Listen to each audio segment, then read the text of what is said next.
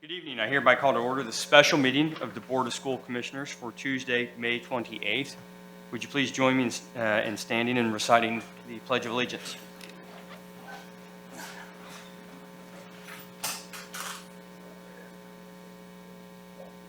Pledge allegiance to the flag of the United States of America and to the republic for which it stands, one nation, under God, indivisible, with liberty and justice for all.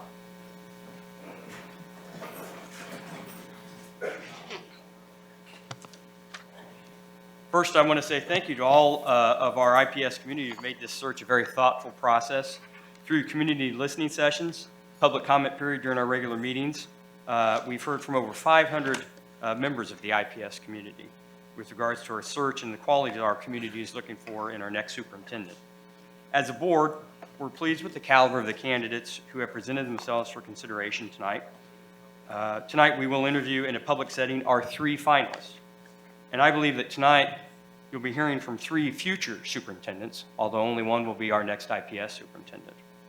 Each candidate will give opening remarks of up to 15 minutes to the board and the community. Then the board will ask questions for each candidate. Each of the 3 finalists will spend a total of 1 hour in our public component of this interview process. While this is a public meeting, this is not a public comment period, so I ask that we conduct this interview in a professional setting. Those of you who are here to support a particular candidate, please keep that to yourselves as we move through the interview process. The board created a portal for community members to ask questions of each of our candidates. We received a total of 112 questions from 66 individuals from that portal.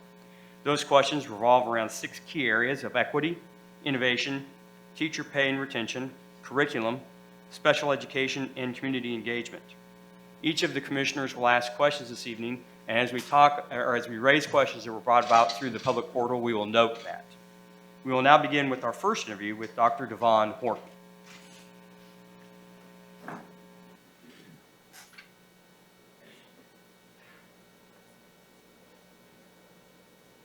So just for everybody here, each of the candidates has been given a piece of information, set of information. They will do a 15-minute presentation to us. They will then move to the table that you see in front of you, where we will go for 45 minutes with questions and answers. At the 35-minute mark of questions and answers, I will note to the board that we have 10 more minutes for questions, and then we will end promptly at the hour period for each of the candidates.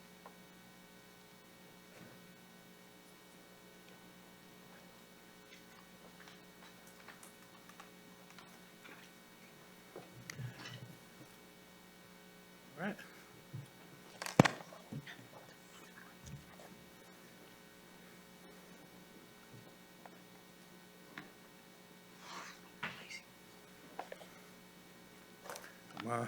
Welcome, Dr. Horton. You are free to get started. All right, thank you. Good evening, President O'Connor, school board members, IPS family, and community. My name is Dr. Devon Horton, and today I am honored to be here to interview for the position of superintendent for IPS. IPS has to make decisions that's going to drive the direction and eventually lead to the destination for all of the students here in this district. IPS empowers and educates all students to think critically, creatively, and responsibly, to embrace diversity and to pursue their dreams with purpose.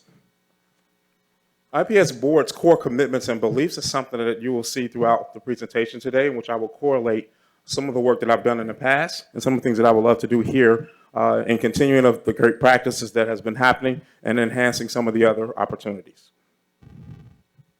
Who am I?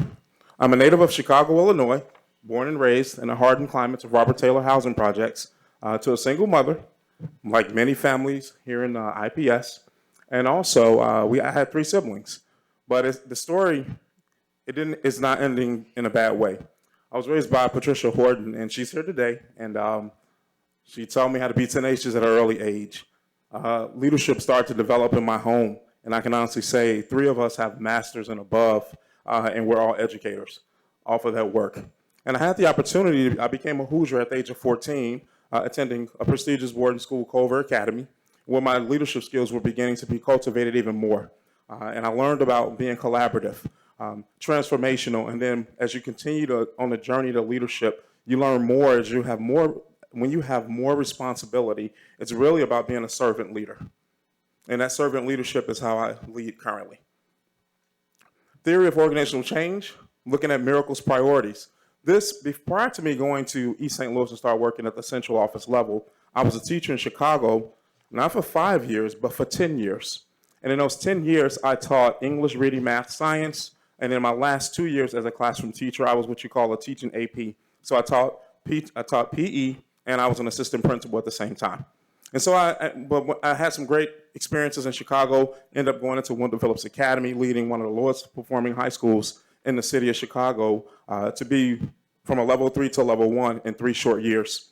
And I was then going to East St. Louis. I was identified to come in as a change agent. And so leading the work of turning around an entire district. And when I went into East St. Louis, I realized that there were some missing elements to East St. Louis. And so right away, I had to figure out how to connect the community, the lunchroom staff, business entities, teachers, administrators. And so I built this miracles framework. And this is how something that goes out public to say, we will do miracles framework. This is how we operate as a team, and we keep these things as a priority for us. And you'll see the great thing that it has a great correlation with the mission and vision of IPS. And I will reference to this throughout the entire presentation. Great successes are happening in an IPS. 88% graduation rate. 10 students rated an A or a B. The new family engagement approach and center that you're having. The #1 rated elementary school in the state of Indiana. 2 national spelling bee heroes, and a ton of resources that have been awarded to this district to help move the work. Highlights of the 20 innovation schools. 66% of those schools are rated A or B. 15 out of the 20 had ratings this past year.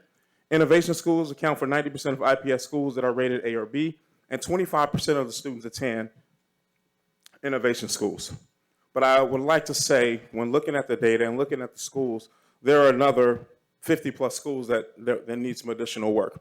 And I want to talk to you about some of the things that I would, from analyzing what has happened in an innovation zone and what I would like to do here if I had the opportunity to lead it. So there are 4 ways in which schools, and I don't have to give you that information because you know it very well, in which how they become innovation zones. And 3 of those ways are doing really well. Charter, either new or high-performing schools who have the right leadership that opt to transition. But the area in which there seems to be not doing so well, and that are the schools, the restarts.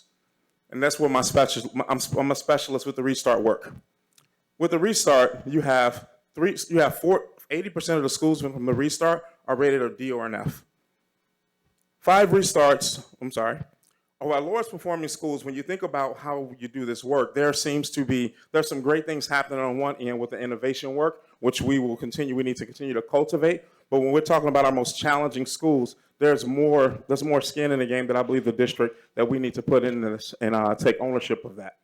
So and this name is just something that I made up. It could be whatever, but I'm thinking about some work that I've done in East St. Louis and I've also done in Jefferson County, where we identify our lowest performing schools. There are 24 currently in the district that are rated F, and I'm anticipating less schools to have the rating in the new school year. But currently, right now, IPS can implement a bold strategy to increase student achievement. This will dramatically transform all of our schools through comprehensive and direct services to students, recruit and develop top turnaround leaders, teachers, and change school operations. Central office will build a department which will be led by us to support these 24 schools.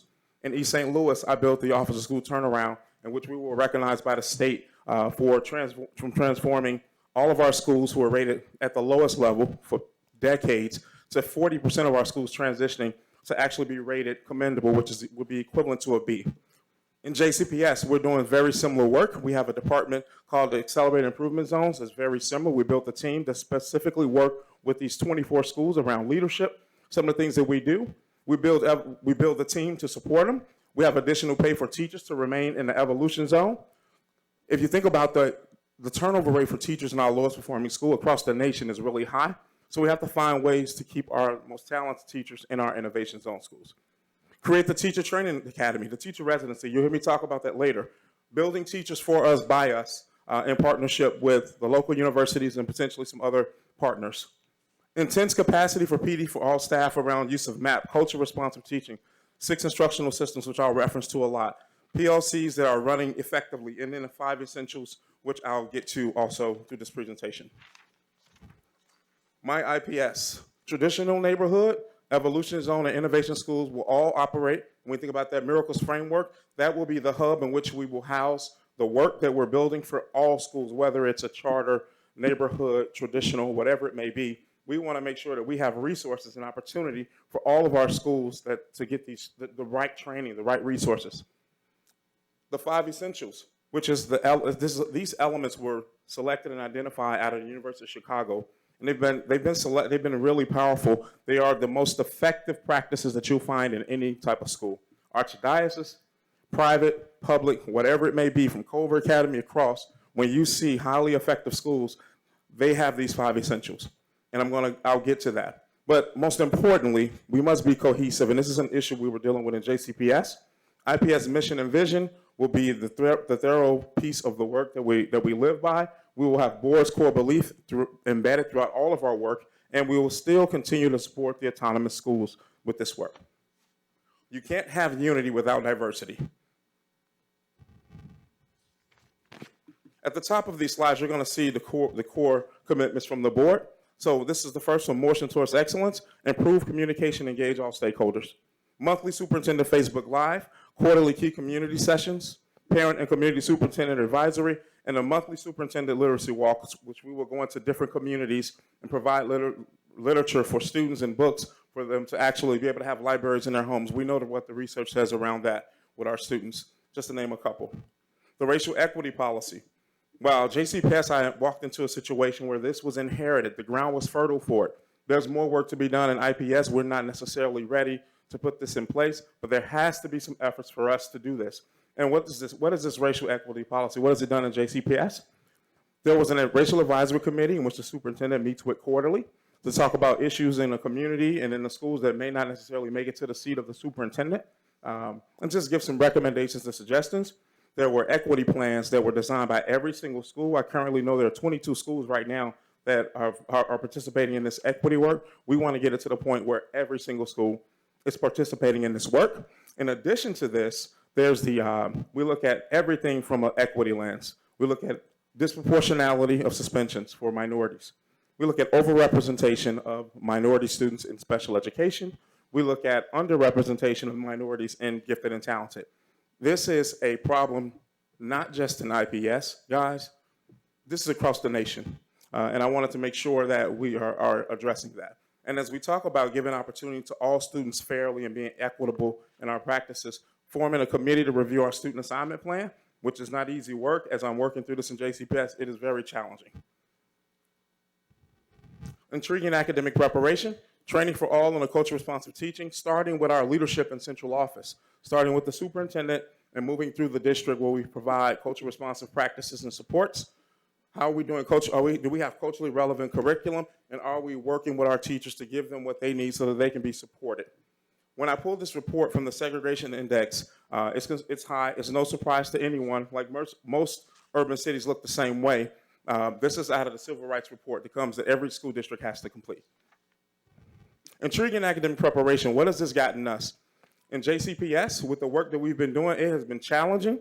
It has really caused many people to be uncomfortable as we're doing this work, but it's strategic. And we are all on the same page. And when you make this kind of work, when you think about that curbside cutout, it doesn't just benefit our students or individuals who need wheelchairs. It benefits everyone. We all use the curbside cutout. So I'll point out, when you look at this data from our map, our white students, African American, Hispanics, even our special education and ESL students, their math performance has improved across the board. That I haven't seen before, and I've been dealing with math for about maybe 12 years now, and we're happy to see that in reading and math. When you think about the opportunity gap, white students have 3.5 times more likely to be enrolled in the gifted and talented program. I don't think that's just outright intentional. I just think it has a lot to do with really reflecting and looking at our practices and our culture. Then you have 2.5 times to be enrolled in gifted and talented over Hispanics. These are just things that you have to continue to stay conscious of as you're moving the work in any large urban school district. Relevant and rigorous course of study. Personalized learning opportunities for our students. And then I'm going to talk about these, I'll come back to that, but these essential 6 systems of strong learning climate, this is something that in every single school we want to find ways to support all of our schools to have this work. This is based off research exclusively. These are the best practices that you will find when you have a culture for strong instructional supports. And I will talk more about that later in this presentation. We have done some things in JCPS that's rather unique. We built what we call the backpack of success skills to really focus on personalized learning. Out of 101,000 students, at the time when this was put together, there was 824,000 uploads of artifacts in the following areas beyond numeracy and literacy. We were looking at prepared and resilient learner, global and competent citizen, emerging innovator, effective communicator, and proactive collaborator. These are skills that we all carry as adults to be successful in this world, and we want to make sure that we are starting at the youngest age where our students are developing those skills. In addition to that, they have to defend their learning at the 5th grade, 8th grade, and 12th grade, and they're defending in front of community members, staff, and some of their peers. When we look at the achievement gap, and to be honest, this is not bad. It's worse in many other places. African American students are 1.2 grades behind white students, according to the civil rights data from your district, and Hispanic students are 0.6. So that also comes when you talk about achievement gap. There's the opportunity gap we mentioned, but there's also expectation, which we will continue to cultivate and work on. Attract and retain high quality staff. In my past school district, I was responsible. I wrote a grant for $7 million to bring a teacher residency and a leadership development program. It's called the TSL. Here, I see that there's some leadership work that's happening, and we have to really be conscious of when you're developing programs for your district, we have to make sure that these are programs that fit the need of a large urban school district, right, like Indianapolis. Dr. Horton, you have about 2 minutes. Yes. And then then you can just look at the leadership development structure. That's a priority. Commitment to accountability. How do we make sure that our students are getting into school out? I'm sure this question will come up. I'll have an opportunity to talk. Here's what's happening in East St. Louis and also JCPS. We're looking at transition readiness, and we have students who are graduating in East St. Louis with their associate's degree because of the supports and structures that we put in place around our commitment to accountability. Learning environments that promote self-regulation. That's important. And I want to just go down to this five essential framework here, where every single school must have strong leadership. They must have an asset-based family community engagement structure for support, lifelong learner professional environment, safe student-centered learning environment, and ambitious instruction to prepare students for tomorrow's world. That has to happen in every single school, and we will strategically develop that support for every campus, regardless of its type. And then we will be responsible for measuring outcomes. This is something that I designed to support the work that we did in East St. Louis, and I've just built this for this presentation to show you how we can measure. We will measure each essential element strategically over time. And then I'm going to go here, inspecting what we expect, collaborative calibration visits twice a year with our large teams. Team and school visits will happen. Those will happen once a month, well, actually twice a month. System review, which you guys are having to see how our school's performing. We want to increase the number of these reviews that we're having in a year. And then our vital signs, which is we sit down at all levels, district, zone, and school as well as building level, to look at data from all aspects with our leadership team. This is a quote from the superintendent when I was in East St. Louis that talked about some work that I was leading there, and I wanted to leave you with that. And I want to thank you for this opportunity to interview today. So, thank you. Thank you, Dr. Horton.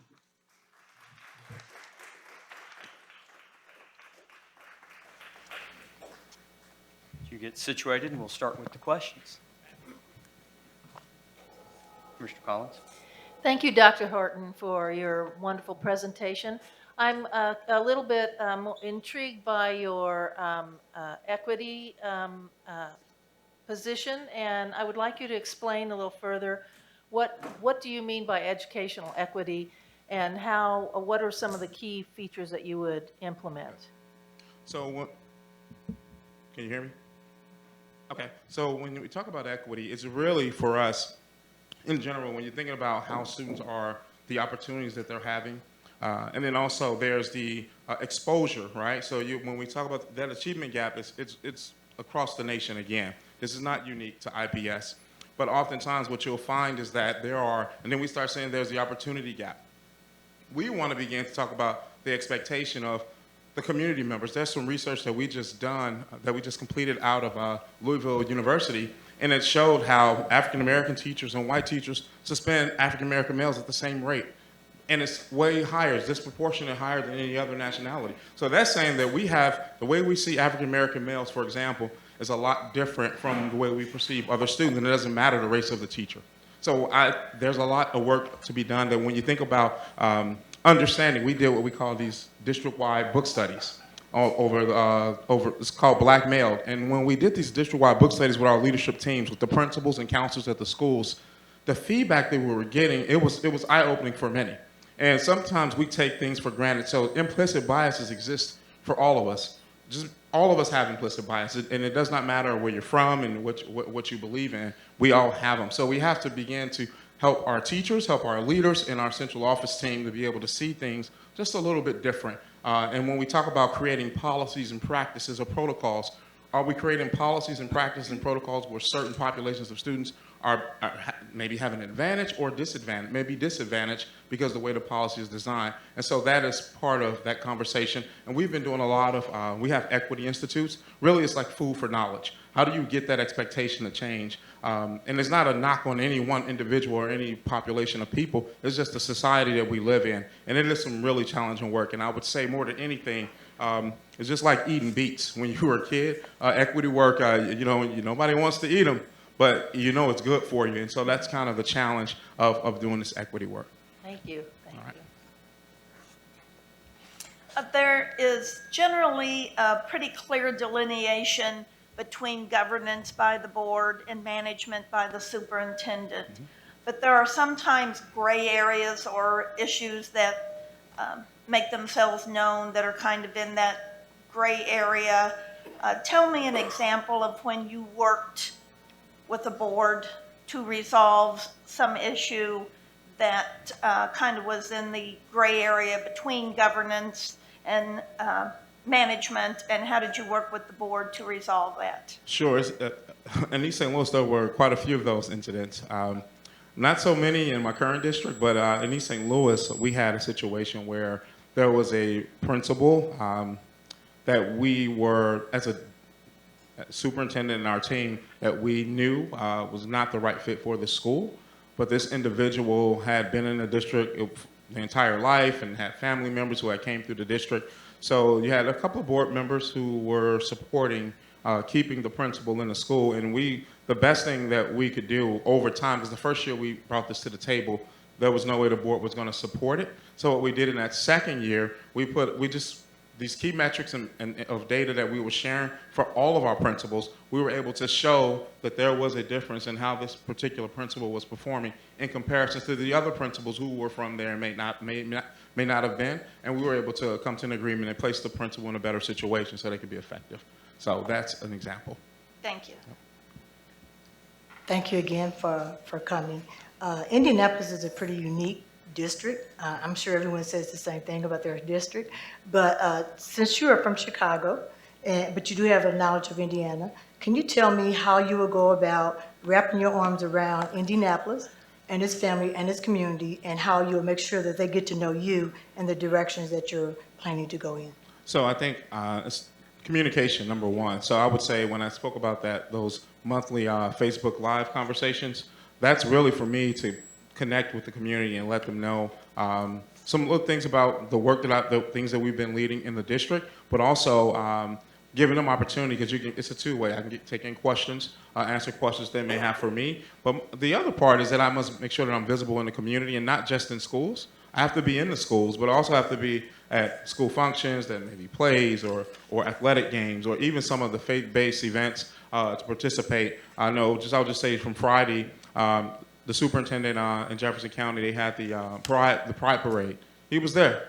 And I have to make sure that I'm supporting and present at every single level and showing the families of Indianapolis that I am here for them and I understand and I respect everything that's happening.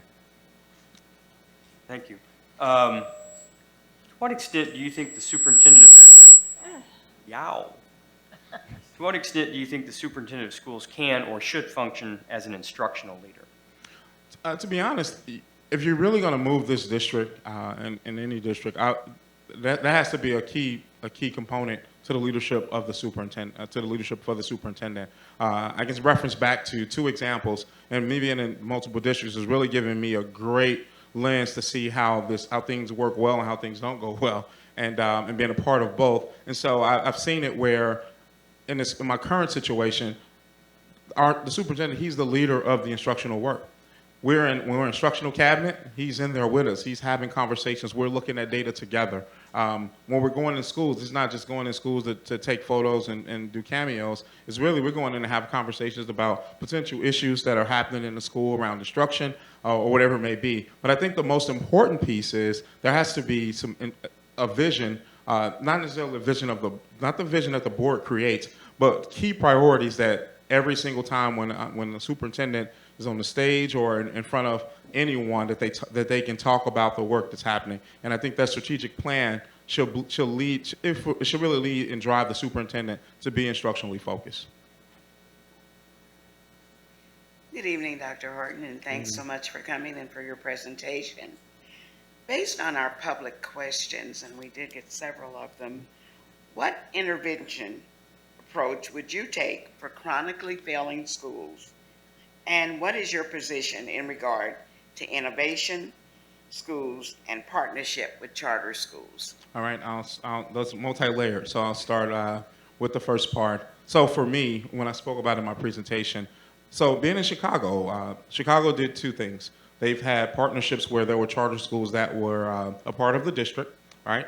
But they also, on the other side of that, schools that were not performing well, they formed I'll just use the language for turnaround zone, and they took a cohort of schools that they placed with additional and unique leadership to support, and it gave that team and those schools some autonomy, but they were district ran to do some unique stuff, and some of the things that they were able to do in that situation was leadership placement, specific training for turnaround. In my research for my dissertation, the priorities that I looked at, it was really grounded in how are you preparing, how does higher ed universities prepare leaders to do turnaround work? And what the findings were, it was very slim. And what the schools that were the most successful were housed in districts that had specialized supports for those schools that were owned by the district.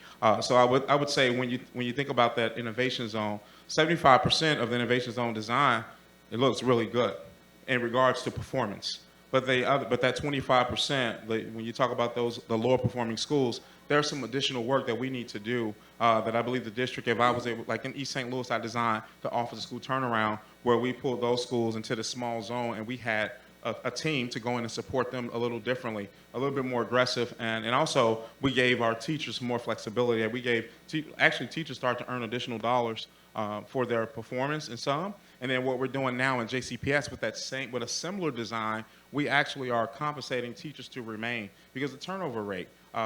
Teachers typically leave schools for one of two reasons. It's typically they're not connected with parents and families, or two, it's leadership. And so we have really worked strategically to make sure, to be sure that the teachers have what they need, that they're resourced, that we have the right training happening, and then also that if we can, we give them the additional opportunity to make money and also professional developments. And when I talk about making money, that's with training after school, where it's intentional. And I'll go back to those 5 essential elements that I spoke about earlier.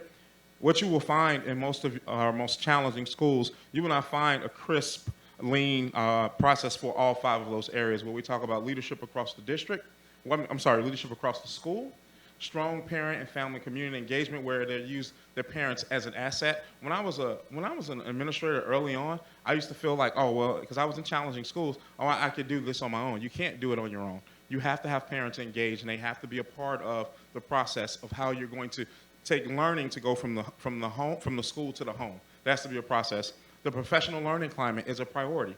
You have to create strong professional learning climate. It just can't be teachers have to get 15 hours or 20 hours a year, and they're doing it because it's a requirement. As a leader, we're responsible for getting them to understand that we don't just want to do it because we have to. We want to do it because it's needed, and we can also make change with our students. And the last two, that safe environment, learning environment, I would love to, in our 24 schools, at a minimum, I would love to put mental health counselors in all of those schools. Because many of our students are dealing with trauma at levels that we have no clue what that looks like, some of us, right? And some of us, many of us do know, because many of us are from there. We've been in these schools, so we understand. And then the last thing I'm going to say, when it comes to innovation, there are around 16,000 students that's in the mayor-controlled charter schools that are not a part of IPS. From what this document I was just reading the other day. So there, we have to find a way to bring those students back. And I do believe Innovation Zone has a process in which I don't think there's anything wrong with bringing the charter schools under the umbrella of IPS, because we are the experts in that work. And so I would love to find other ways to enhance and to create a pathway so schools who are not a part of our district can come back in, and we can work with them strategically. In the end, I don't care if it's a private, charter, public, whatever it may be. If you don't have those 5 essentials in the school, they're not going to run well. So I hope I answered your question. Here. All right. Dr. Horton, thank you again for the presentation. So like other school districts around the country, IPS is under substantial financial pressure. Describe your financial management approach and how you would lead IPS and our community through the difficult waters, and while simultaneously improving opportunities for all students. Yes. All right, so I do know the biggest thing, kudos to you guys in the community for the $250 million referendum that was just awarded back in November that the community voted on. So it says that there's some light here. There's a lot of light that the community believe in that. But when you think about just best practices, I was looking at the number of schools, physical campuses that exist in IPS, and I'm looking at Jefferson County. For lack of better words, the actual square footage in which IPS is responsible for, we have to find ways to reduce that. And that doesn't mean that you shutter schools. Like in Chicago, what I've learned from being in Chicago, there were campuses where schools were shared buildings. And I'm not sure if we have that here, but there's opportunities where we can look at maximizing space. That's one way when you think about physical facilities. The transportation plan that you guys have been working on, to where pretty much all high school students in a year or two will be going through the public transportation for their services. That's actually genius to some degree. I would also say the other part is, I know there's been a reversal in the decline of enrollment. So enrollment is starting to trend the other way. So that we have to market ourselves, celebrate our highs, and make sure that the community and the public know all the great things that are happening. Like having 2 national spelling bee heroes, that's a big deal. While that's just 2 students, that's saying there's some unique supports here, because those students working hard and with their families, but they can't do it on their own. So continue to market ourselves. That is the other way. Now, the toughest one, in which I have a lot of experience in, I was able to be a part of the team in East St. Louis, where we've garnered, in my time there, from the state, just two school districts out of 853 in the state of Illinois, we were able to garner, during my time, about $15 to $16 million in appropriation fund through legislation. When you are showing progress and you're showing growth, it's important that you find ways and opportunities to get in front of legislation and talk about the work that you're doing, some of the needs that you have to have, that you need in order to continue to work and continue to build. So that's having a really powerful voice, and not just me, but with the community and with the school board as well, as we talk about funding for just population of students. 18% of the students here are ESL, right? So that we have to, how do we continue to support that work at a high level? We have to have the funding. And then I'm going to say, there's this when you're doing your budget, you have to really not take away. The most important thing is to not take away from the classroom. Finding ways to cut down potentially when you think about central office design, even some of the staffing. Those are hard and really tough conversations, but you have to really look at if the enrollment is going down, how are we right size fitting the district for our students. So those are the ways in which I would look at budgeting. Hello, thanks, Dr. Horton, for coming. We appreciate you for being here. I'd like to ask the question, how did you go about setting objectives for your district last year? Explain how you involved your school community and others in doing so, like parent engagement and others of that nature. So I'll talk about what we did in East St. Louis. We look at our data, right, over the course of the year. We identify goals for the future. For the next school year. And then you have what we call these, as I mentioned in the presentation, these key community communication meetings where the community comes out and you share the district's mission and vision. You do that 3 to 4 times a school year. You do it with your staff and you also do it with community members.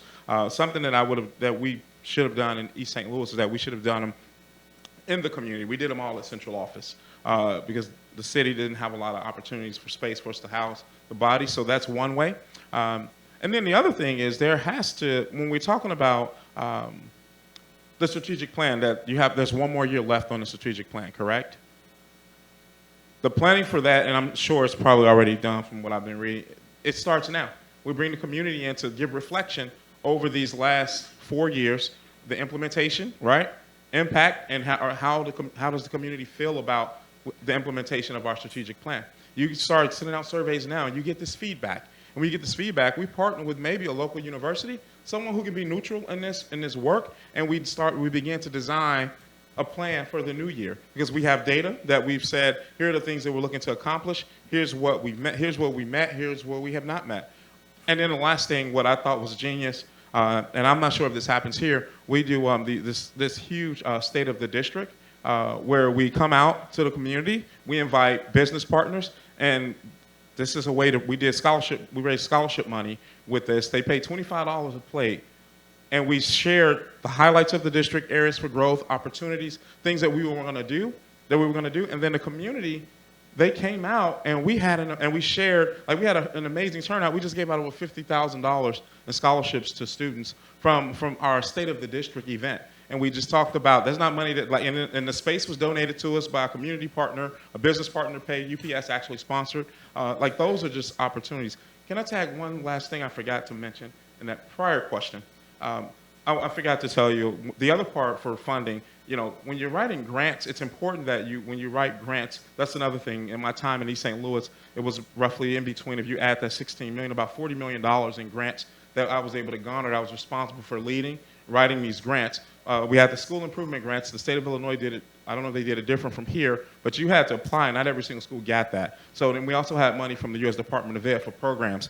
When you're designing and writing for grants, it's really about building a culture. And when you build that culture, you don't have to worry about sustaining personnel as much as the opportunity if you're building the culture for the money to be sustainable. So I want to connect back to that. So sorry about that. Mr. Collins? Dr. Horton, I'm interested in your past as well as your future intentions of working with the unions. In IPS, we have the teacher union, but there's also classified unions, ASME and others. So I wonder how you would intend to work with unions and creating stability, and please give an example of what you've done in the past. Sure. So unions are so important to this work. There's a when you think about unions protect good teachers from bad administration, and a little bit of vice versa. But more importantly, they want to make sure that the working conditions besides our students, for our most precious assets, are in a good place. And so in my experience in working with the union, I've had a really great relationship with working with the union. I'll start with the most recent, where I served. We are building those 6 systems you heard me speak about, and System 6 is about walkthroughs. And if you talk to most teachers, when you just see the word walkthrough and people coming in your room, it doesn't give you the best feeling, right? Just showing up in your room and what are you in here for, and are you giving me feedback, or are you evaluating me?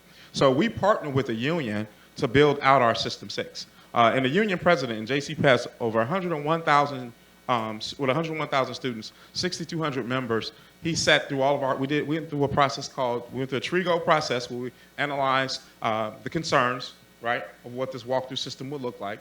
And then we also, we did a compression planning where we landed on these 4 guiding principles of our System 6. And I can honestly say it is much better than what I anticipated and what I had in my own mind when we were trying to design this walkthrough system in the beginning. And now the union was on board. So when next school year, when System 6 has been implemented, it will be implemented with fidelity because you have both parties at the table. The other thing, in East St. Louis, we partnered with the union, and this was something that I thought was a miracle, not because we had a great relationship, but they brought funding to the table and allowed us to train all of our teachers. They brought this to us because we have students who are experiencing trauma at really high rates, just everywhere across the country. And so they partnered with us, with the union leading and doing trauma-informed training for all teachers. This is something that they brought to the table, and they came across because we meet with them in East St. Louis once a month. We go over areas, things that are not going well, things that they enjoy, and we do the same thing in JCPS. So unions are valuable, and you have to respect, where they're coming from. And it's all about, in the end, I believe unions want what's best for kids. We want what's best for kids. It's just a question sometimes on how we go about doing it, and we have to find our way.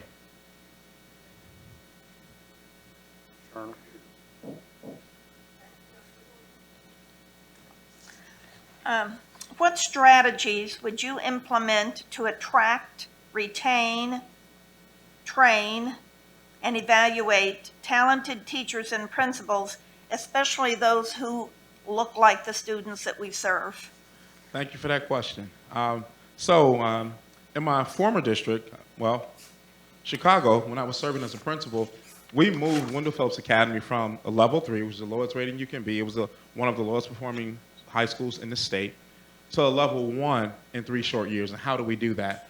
We became a training academy. What is a training academy? We house the teacher residencies. In East St. Louis, I wrote a grant, the grant I was talking about for TSL for $7 million. I wrote a grant, and it was awarded where we built a teacher residency, and we also built a leadership platform in partnership with New Leaders. I don't know if you guys are familiar with New Leaders, but New Leaders is a national organization. It's one of the best in the country. And the Wallace Foundation, they work with them a lot, and they've actually given them recognition for being the most effective leadership development organization in the United States. And so I wrote this grant, and so the teacher residency works the way we wrote the grant for TSL through the U.S. Department of Ed. It targeted minority candidates, and you had to have a bachelor's degree.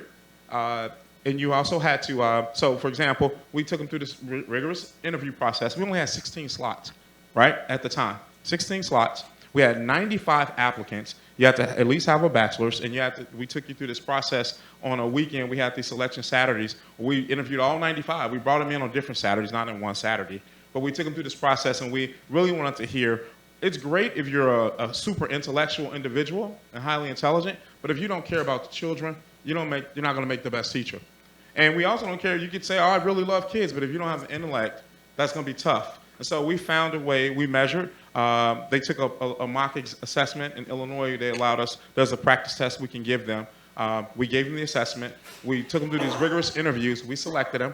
We took one of our campuses and we identified a campus that looked a Title I school that's pretty challenging. That had the right leadership in it.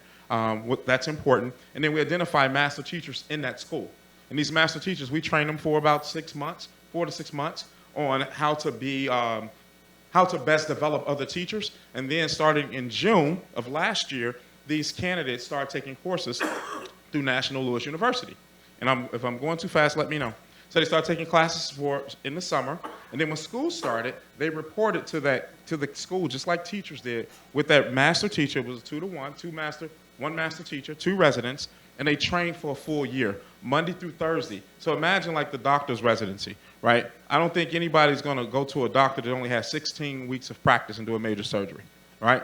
But only in education we do that, right? So these individuals were going on the residency was a full year, and they just had, I just tweeted about it the other day, the first cohort of the teacher residency just graduated with 100% of them passing the Ed TPA. If Indiana ever brings Ed TPA to the table, run, because it is tough, and the passing percentage for that it's like 25%. So it was tough, but 100% passing rate of all of our residents, and then they were strategically placed in our schools, in the schools in East St. Louis. We're in Jefferson County. We're actually embarking on that stage one of, we hired a director this year, and we'll be building it out over this next, well, they'll be building it out over the course of the next year if I'm fortunate enough to come here. But it's a process, and we did it in partnership with the Academy for Urban School Leadership. Like a lot of these decisions, designs, you can't do it alone. And then we brought in new leaders, and we had the first cohort of new leaders to complete the program. It's rigorous, it's intense, and when you talk about designing and supporting and developing leaders, this is how you do it. And so that is something that I would want to do if I had the opportunity to join this family. So can you tell me how you were ensured that we have equitable allocation of resources throughout our district, throughout all our schools, considering the gaps that we have, achievement gaps that we have here in the state of Indiana?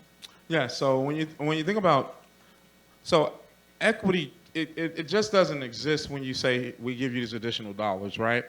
When we talk about equity, we have to make sure that when I spoke about our teachers, we want our best teachers in our most challenging schools. And we don't just want to put them there and give them a headache. We want to compensate them for that. We want to give them extra days for training. We want to make sure that all of our, when we talk about interventions, the best defense against students who are not on level is tier 1 teaching. When you do all of this pull-out stuff, you can only pull out so much. So you got to find a way to make sure that we have teachers that are delivering high-end, high-yield, high-quality teaching, and that comes with us committing as a district to building capacity. And I'll say building capacity because it's different from training. Training is one thing. We have to make sure that we have the talent in central office that can go to the campuses and support and cultivate our teachers, as well as our leaders. And our leaders must become, if they're not already, and I'm sure many of them are here, they have to be instructionally sound. And we have to, if they're not, we have to build them as central office. It's our responsibility. And so when you think about equity, the great thing about when you have challenging schools, right, and Title I is based off performance, there's additional dollars that come with that. But we have to be really intentional about our plan. And if our plan is to support and move the needle for our students, we have that comes with putting our time, our resources, and our dollars where we say we want to make the difference. And that is it's a daunting task. I'm not taking it lightly. In JCPS, we have 36 schools that's in our AIS network, and what we're seeing improvements, and we're excited, and we're anticipating about 5 or 6 of those schools to transition out of that CSI status next year, off the work, and I believe we can continue to make that happen. If I was given the opportunity here, we'll be intentional. This is a question from our public portal, from the public. It's also kind of building off of Commissioner Hawkins' questions with regards to finance.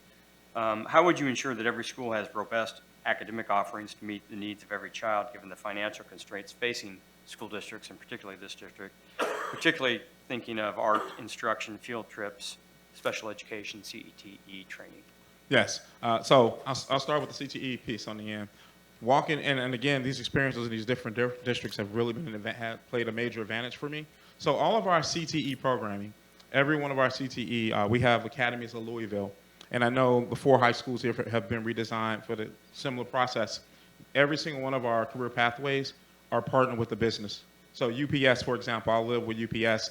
They actually donated a $250,000 conveyor belt to one of our schools. And now we have students who are learning how to work the conveyor system at school, and they're developing these skills. So business partnerships, community partnerships. I saw some commercials or some videos just recently where there have been some partnerships with JP Chase, donating some dollars to do some development for supporting our teachers and also some of our other programs. But also, if we're going to offer hospitality training and things like that, we should be networking and connecting with some of the local hotels who could use employees a year from now and do the training. The other part is that there's some CTE pathways that we must offer. Like IT is huge. We know those are making millionaires all over the country and all over the world, offering the right type of programming. Now, when you begin to think about curriculum and how do you have the highest quality of curriculum,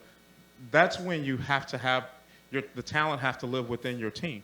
You have to have the team in central office that can help to build curriculum, and curriculum is, and we could talk about this for quite a bit of time, but knowing curriculum has to be designed with an end goal, with an end game in mind. I know it's tough as Indiana continues to move the target with assessments.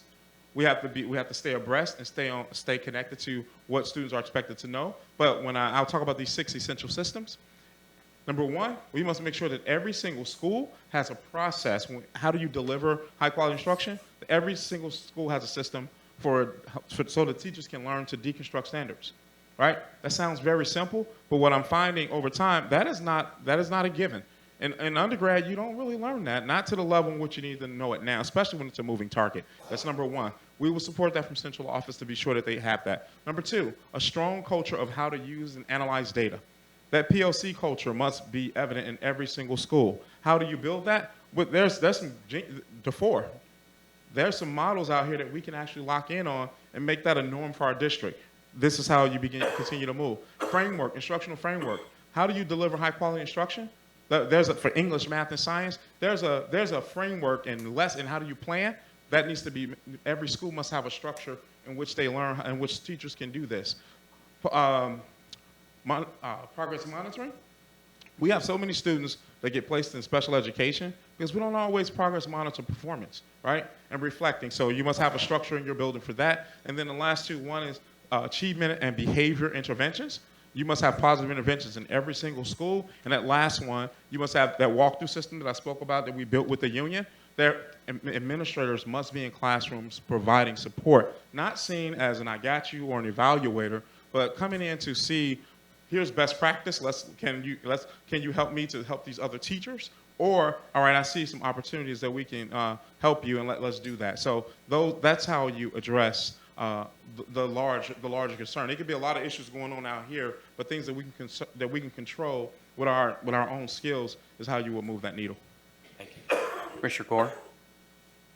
Dr. Horton, I've heard you talk about strategies to retain teachers and how you have worked or given them incentives to stay. Do you have, or have you in the past had staff with performance problems? And please give us some examples and explain what you've done to improve the performance or correct those problems. Yes, absolutely. So when you have a culture, like this is why evaluations and the walkthroughs have to live separately. If you're not, as an administrator, yes, I've had teachers who've had performance problems, but they didn't realize, they weren't given this paper or this evaluation at the end of 9 months. It's saying you have performance problems. It started very early. So here's what's important. This is how you address it. Number one, you must be in classrooms every single day. You must, as an administrator, and I'm speaking from experience, and you must also have a culture in which administration is present during your PLCs. Right, because this is where your discussion, and some people, even your department meetings, having presence there. But getting in classrooms every day, providing feedback ongoing, because if you go into a classroom, if you think about the game of basketball, right, players are getting feedback throughout the course of a game. You're getting feedback, right? You box out, make sure you get this rebound.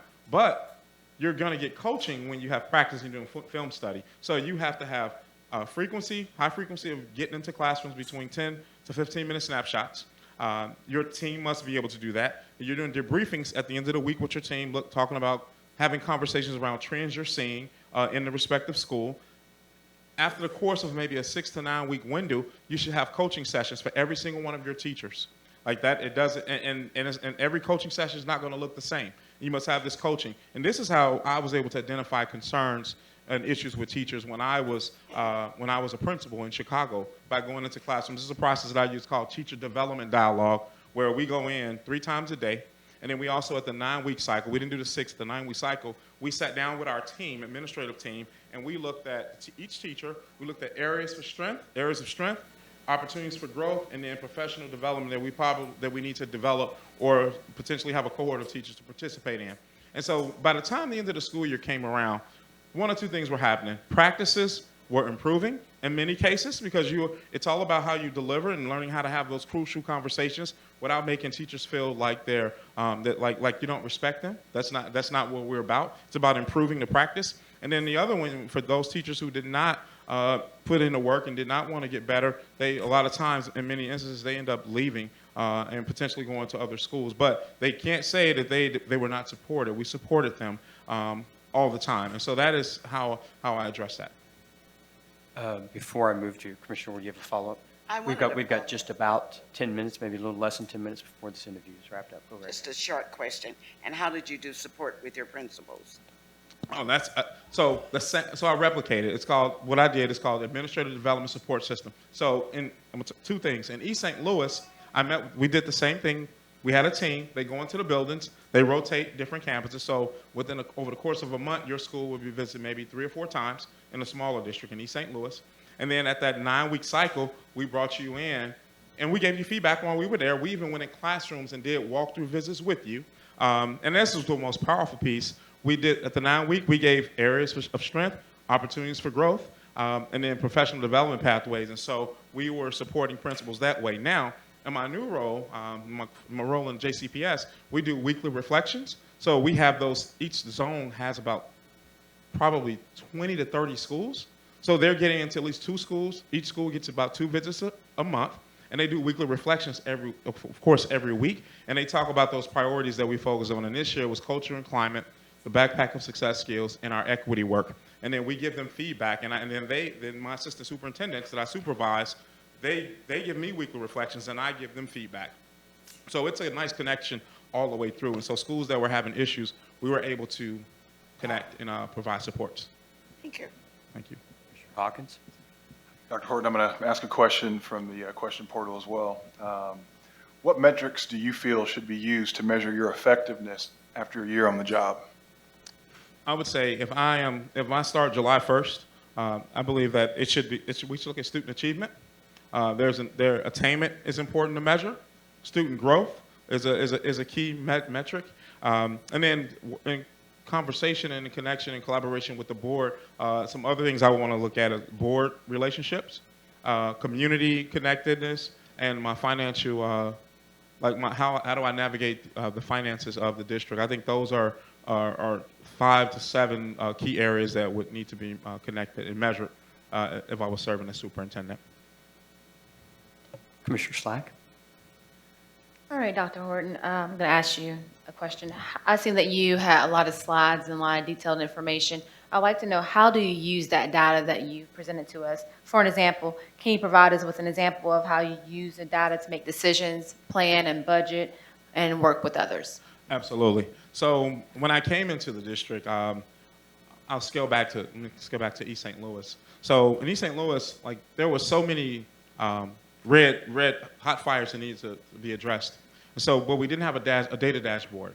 So I reached out to this organization. I just randomly Googled and tried to find an organization that could help us build our data dashboard. And this organization called Domo responded. And it's actually a BI company, but they responded, and we were able to build these data dashboards. And these data dashboards allowed, if I was to say, if you guys were to say, Horton, these are key priorities for us, I could set it up in an app, and I would be able to, you guys could look at in real time how performance is happening in your phone, right? And we can make it simple. We can do graphs. We can do numbers, whatever you need. And so in East St. Louis, we made every single school, and at the central office level, they had weekly data team meetings. In these data team meetings, we identified key metrics that were important that we wanted to measure, that we wanted to make improvements on over the course of the year. If you wait to the quarter to look at student attendance data, good luck. If you wait for a quarter to look at discipline data, you're not going to move. You're going to find yourself in the hole. So that's in East St. Louis. I did that. Now I had it in the slide. In JCPS, we do what we call these vital signs. When I came into the district, having 100,000 students in 6 different zones, I really wanted to find a way how I can make sure that the assistant superintendents and their executive administrators are staying connected to the work. So these vital signs is I brought in the assistant sup, the EA, and then our team that led discipline, our team that led academics, teaching and learning, and for the high school transition readiness and our social and emotional support, we came into this meeting and this data was collected, and we looked at the data from every month. We looked at attendance, and we didn't just say raw attendance. We looked at chronic absenteeism, and then we had discussion. So if there's a school or 2 or 3 schools in that area, we were going to have the attendance person who's leading that in that area, in that zone, to talk to us about what are we doing and what other supports we need. And then the superintendent, he locked in, and so then we started doing it from the 30,000-foot view, and we started bringing in whole district, and we started looking at maintenance, HR, finance, and it has been really powerful. So we set like these goals that we set. We're looking at this data for the zones and for the schools. So we bring schools in too to look at their data. We do this. The assistant superintendents do that work. We do that every month, and we have these conversations around best practices. And then we also, as a superintendent, we highlight.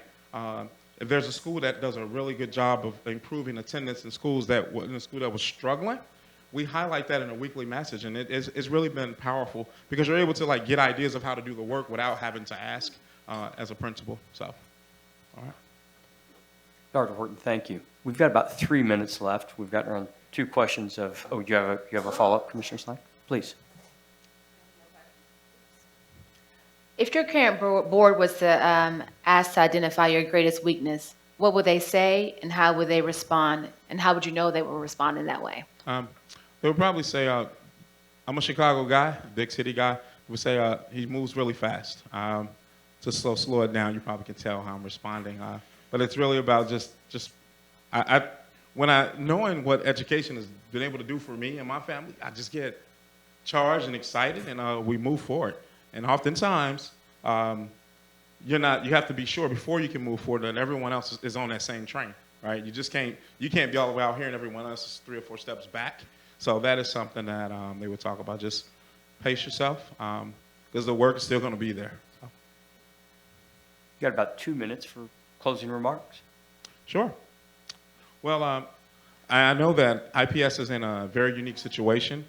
You guys the district has figured out some ways to move the needle to some degree. And I would say, from my experience as a leader, I also see opportunity for other parts of the district to catch up to what we would say when you think about the innovation zone, some of those innovation zone schools.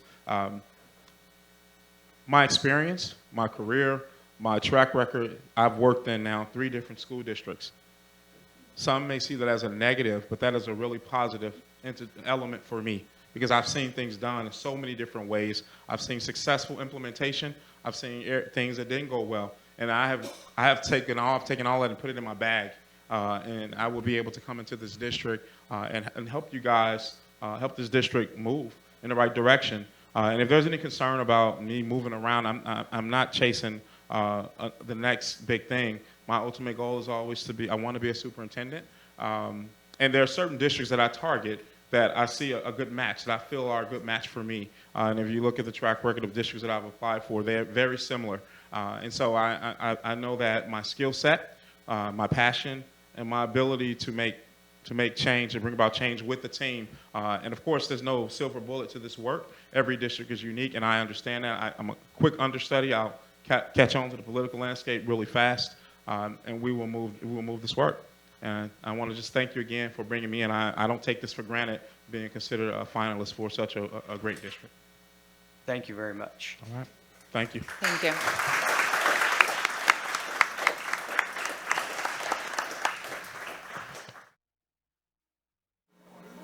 Before we move to the next candidate, we have had a request that each of the commissioners identify themselves. So we'll start with Commissioner Collins.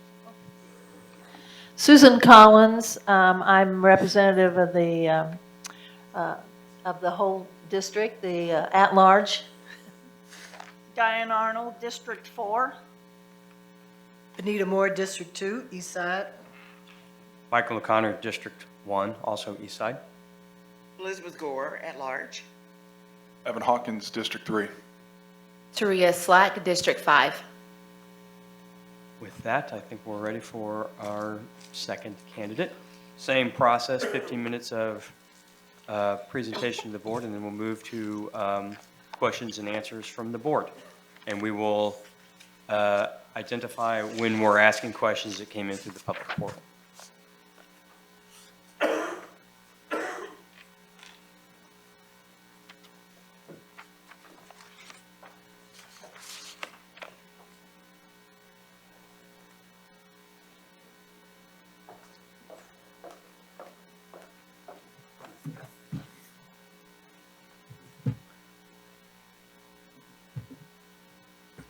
Good evening. Good evening.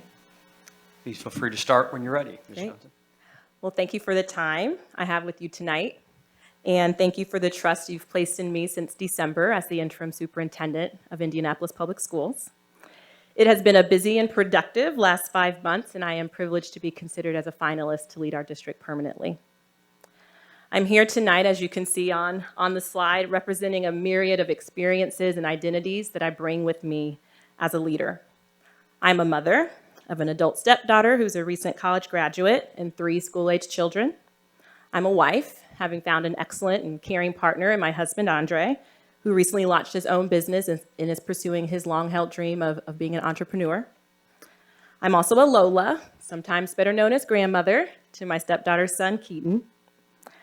I stand before you tonight as an African-American woman, an identity that has shaped me and my experiences in so many powerful ways. I stand here as the daughter and granddaughter of public school educators, as well as the daughter of an engineer, my father, which could probably help explain why I love my color-coded calendar so much. I'm here tonight as a woman of faith, a faith that anchors me and grounds me in my core values. I stand here as a graduate of a private school that I attended from 3rd to 12th grade, where I received an incredibly rigorous educational experience and the built-in expectations that me and my classmates would go on to do great things. I'm also here as a graduate of an all-women's college and a woman with undergraduate and graduate degrees in psychology, African American studies, social work, and teaching. I stand here as a native Hoosier from Evansville and a resident of and educator in Indianapolis for the last 15 years and a proud member of Team IPS for the last 4 years. I also stand here as the mother of 3 Indianapolis Public Schools students. So when I talk about our work, I don't just talk about it from a professional perspective, but from a personal one as well. All of these identities shape how I show up as a leader every day. They impact the way that I view the world, and because of them, I push and challenge myself to show up as the very best version of myself every day. Patrick Lencioni, a well-regarded writer on organizational health and teams, has said, "Teamwork is the ultimate competitive advantage, both because it is so powerful and so rare." The reality is that without a high-functioning and high-capacity team operating at every single level of our organization, with members who show up as the best version of themselves every day, we won't be able to realize the outcomes that we all should believe are possible for our students. And I say should believe very intentionally, because the challenge we have before us is great and is entrenched in centuries of institutionalized discrimination. When I participated in our district's racial equity training, this was an image that was shared with us. And it's an image that has stuck with me ever since. Because for me, this picture frames up our challenge. If the fish represent our students and the lake represents our system, what our system, along with most systems in America, have produced are conditions that, with near certain predictability, lead to outcomes whereby white students are represented the most in positive outcomes and Black students are represented least. And conversely, Black students are represented the most in negative outcomes and white students are represented the least. That's not a problem with the students.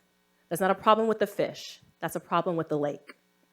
And in a district like ours, in which we serve 2/3 students of color, more than half of our students are identified as low income, we simply cannot be satisfied, be comfortable, or be anything less than relentlessly urgent about changing the conditions of our lake, our school system.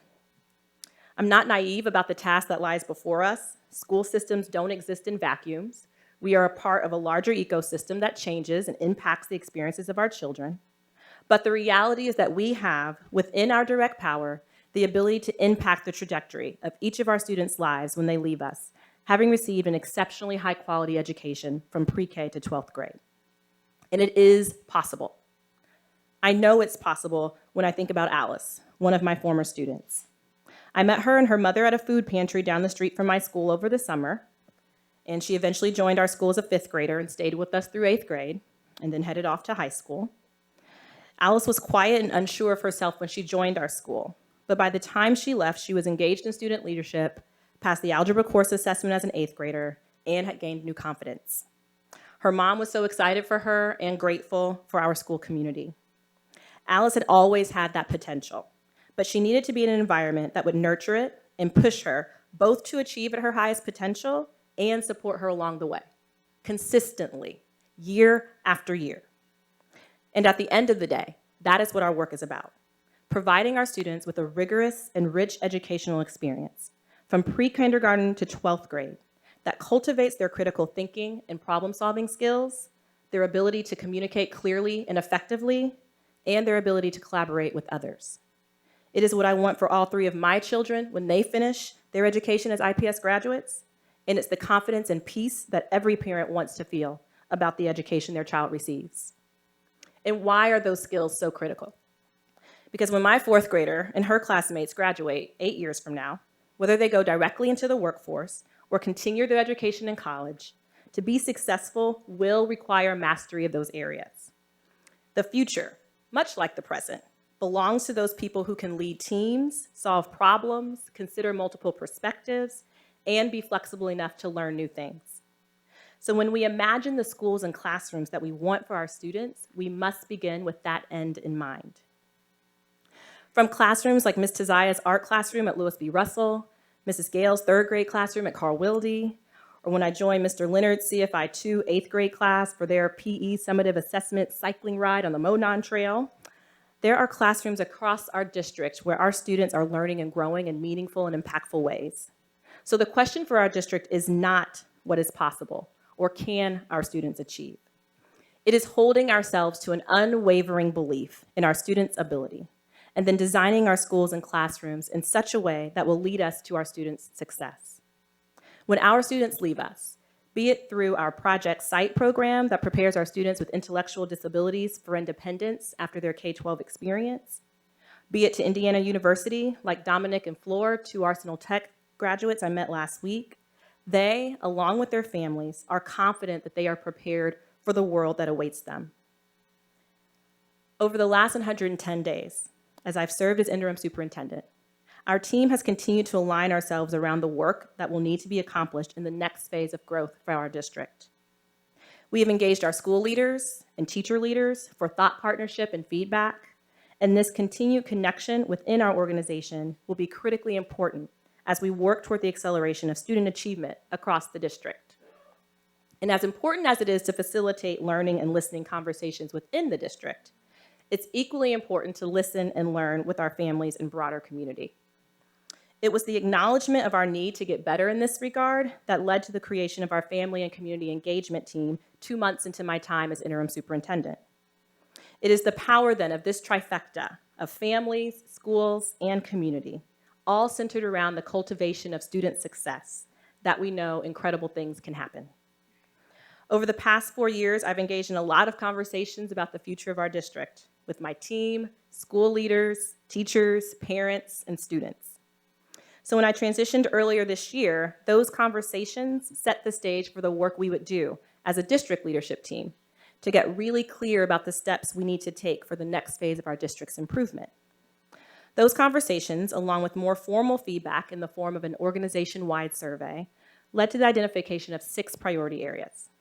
Because if we want to truly prepare our students for the competitive world in front of them, these are the priorities that I believe will get us there. Student-centered teaching and learning, high-performing team, racial equity mindset, school-centered central services, engaged families, team, and partners, and sustainable finances and operations. In student-centered teaching and learning, one example of our work in this area is the shift we made to a common interim assessment, NWEA MAP, across our schools. With our district's transition to focus primarily on the growth of our students, knowing that will get us to the achievement that we need to reach, this assessment will give both our schools and our district team rich data to inform our decisions.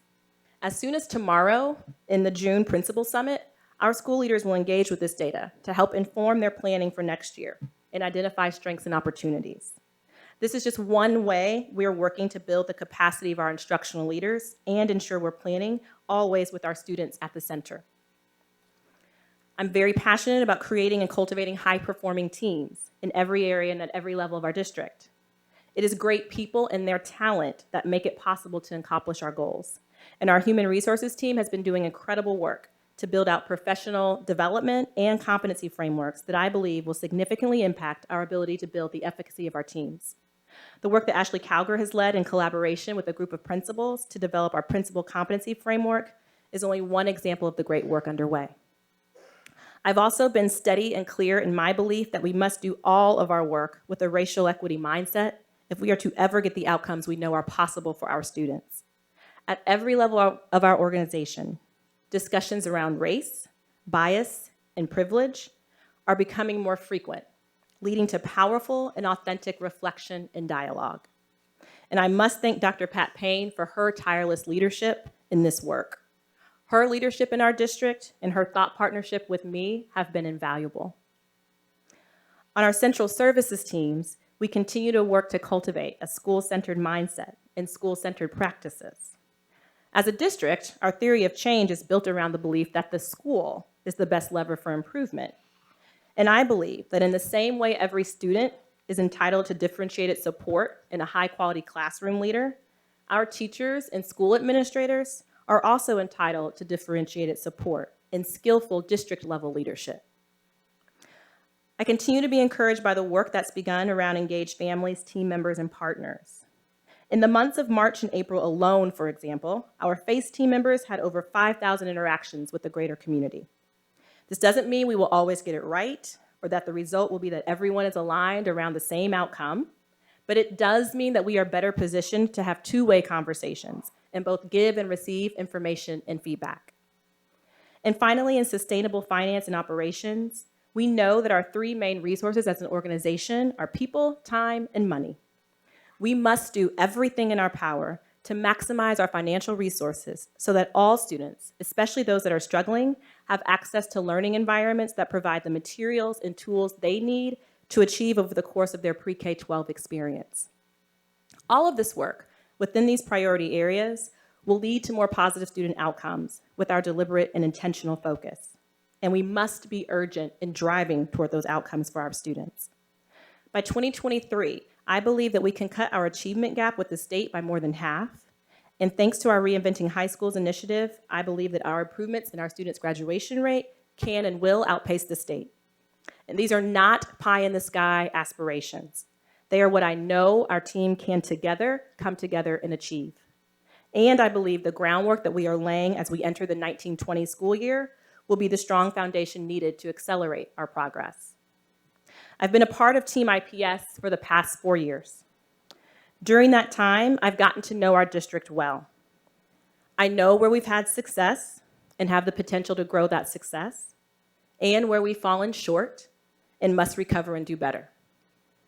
If named the permanent superintendent at the end of this month, my day one in the role would in fact be day 1,472, which means the runway needed for our team to get moving in the priority areas we've named is already built. I'm encouraged by the relationships I've already built across our district and community, and I stand ready to continue that building. As a governance team of superintendent and board, I believe we've built a strong foundation of communication and collaboration, and that we can continue to build that together. I am well aware, as are all of you, of the critical decisions that we have facing us over the next 24 months. I have demonstrated my willingness to listen genuinely to those with whom I may have a differing point of view, and my ability to build bridges and connections, and that is the kind of leadership that our next phase will call for. I am excited by the opportunity to serve. I am so encouraged by the team we've built across our organization, the phenomenal and talented people who are a part of Team IPS, from the classroom to the boardroom. They are absolutely the key to achieving our goals. And so tonight, now that our runway has been built, I ask for the opportunity to lead our district for the takeoff into our next phase of achievement. And in turn, I commit to you that I will do everything I can to lead our team with an urgent but laser-like focus on creating the very best learning environments for all of our students, for my children and for the future Alice's, Dominics, and Floors in our district, working hard toward a vision for excellence for all. Thank you. Thank you.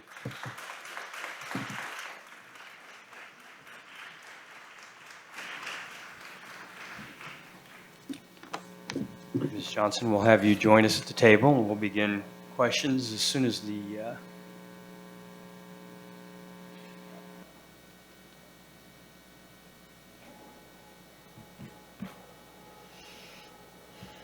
and just to keep everyone awake, we're going to start with this side for questions this time.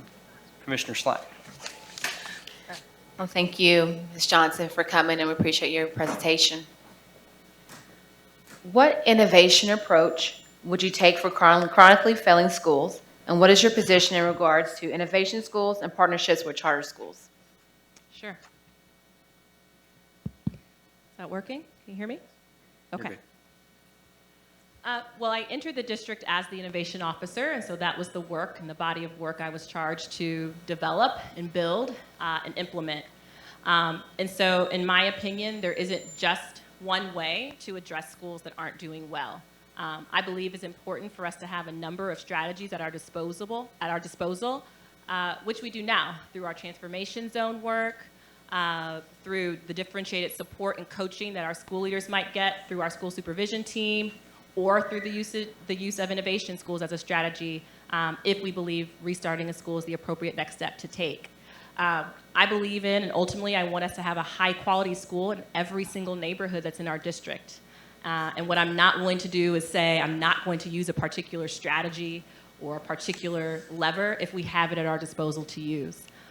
So I am open to those relationships and that collaboration with charter partners where appropriate. I'm also open and supportive of all the other ways in which we work to make our schools better. Commissioner Hawkins.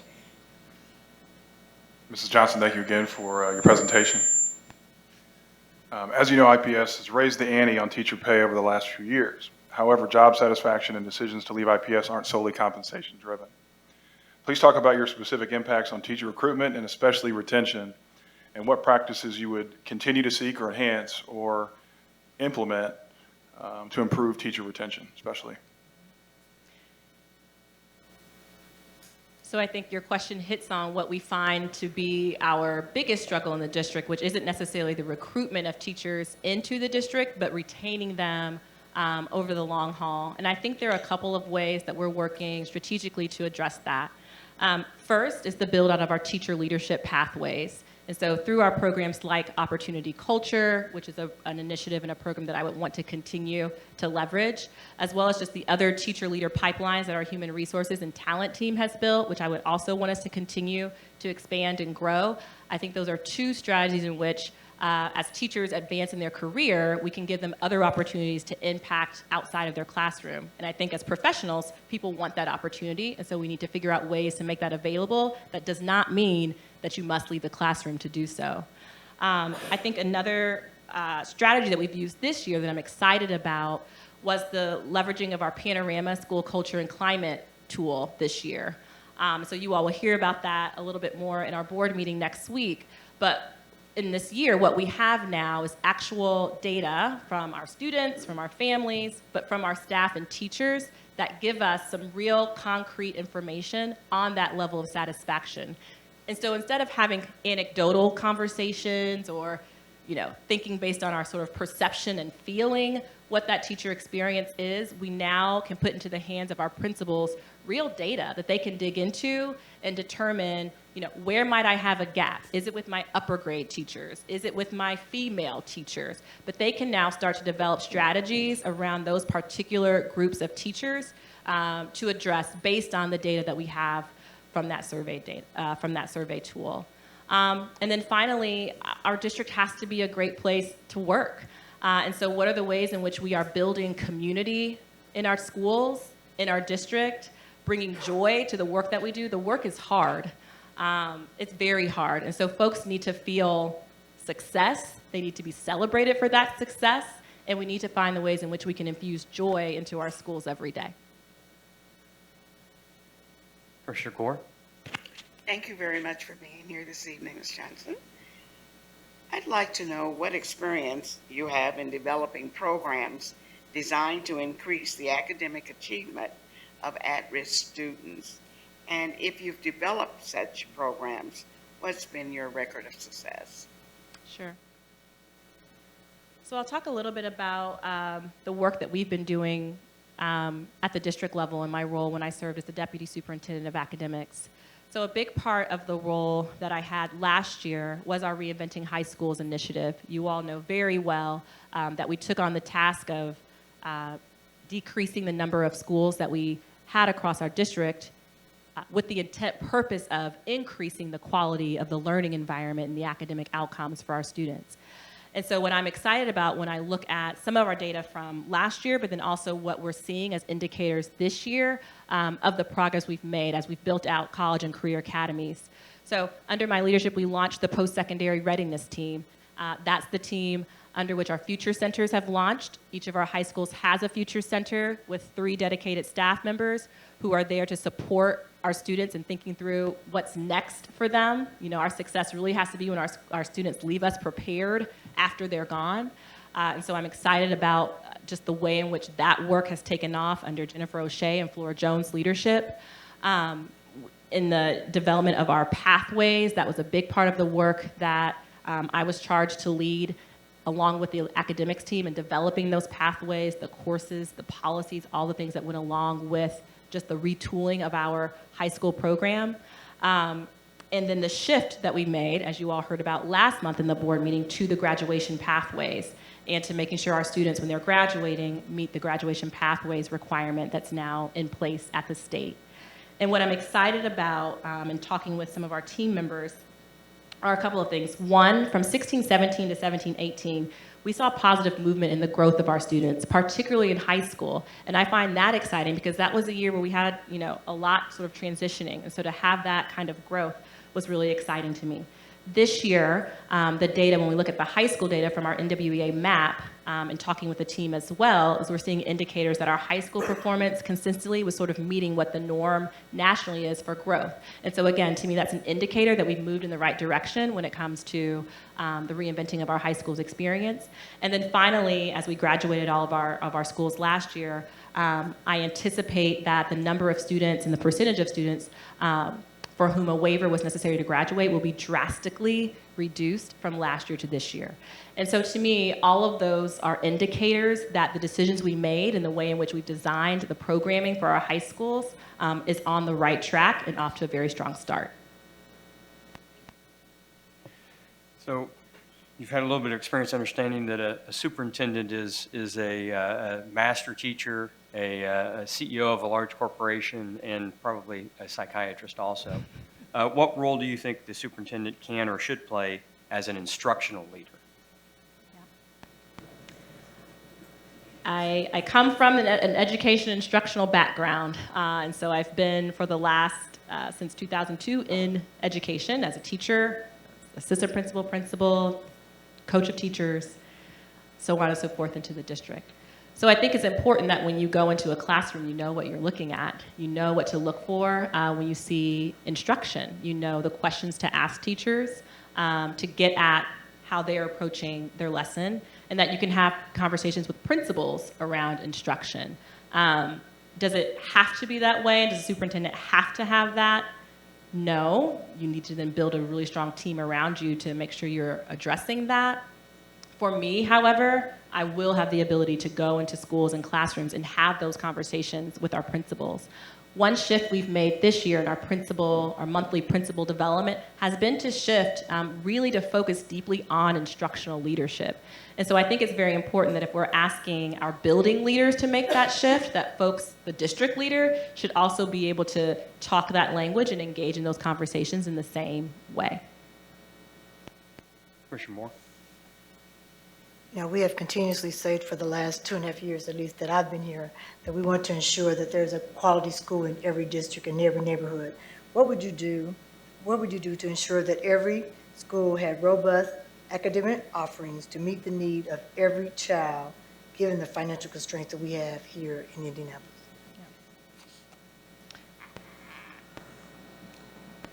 I think we know we have decisions to make over the next couple of years about our landscape.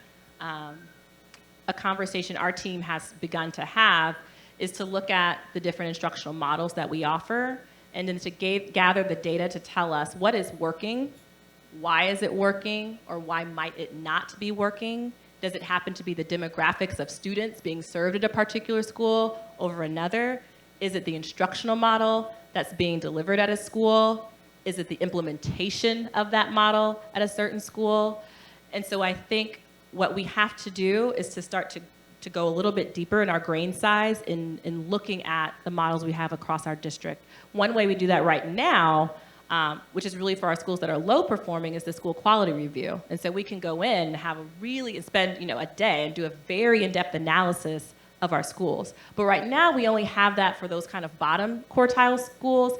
And so I think ideally, particularly in the immediate future, we really have to consider how do we do that same level of deep dive into all of our schools to make sure that we are both looking at the numbers. The numbers are important, but then we're also determining what is the story behind the numbers of schools that might be performing well, so that we can figure out are those practices that are replicable and that we want to replicate. And as we think about that from an academic viewpoint, also think about it from a financial viewpoint. At the end of the day, if we are going to be about equity for our students and we're going to be about the equitable allocation of resources for our students, then we're going to have to ask ourselves very seriously the question around what does it cost us? What does it cost us from an academic standpoint?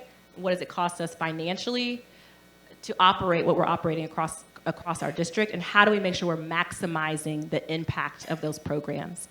So I think it would start with some analysis, both at the quantitative level, the financial level, and then the qualitative level to just look more deeply into our school community around the programs and their effectiveness. And then it would be some decision-making with the leadership team and this board about what we want to continue to move forward on and what we may want to shift or change.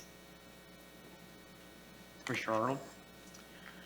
Understanding that there is generally a clear delineation between governance and management under the best case scenario, but there are often issues that arise that are kind of in that gray area and involve some governance and some management. Talk to us about, or tell us about an issue where something has been in that gray area and how as a leader you've worked to resolve whatever that issue was. Sure.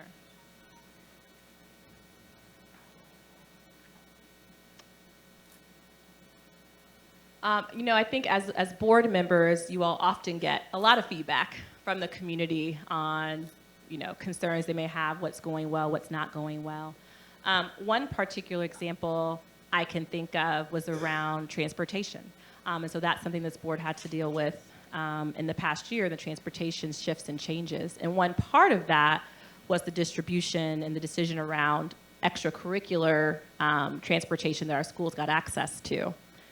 You could argue perhaps that the board as the governance team could say this is going to be the policy and therefore you go forward and do that.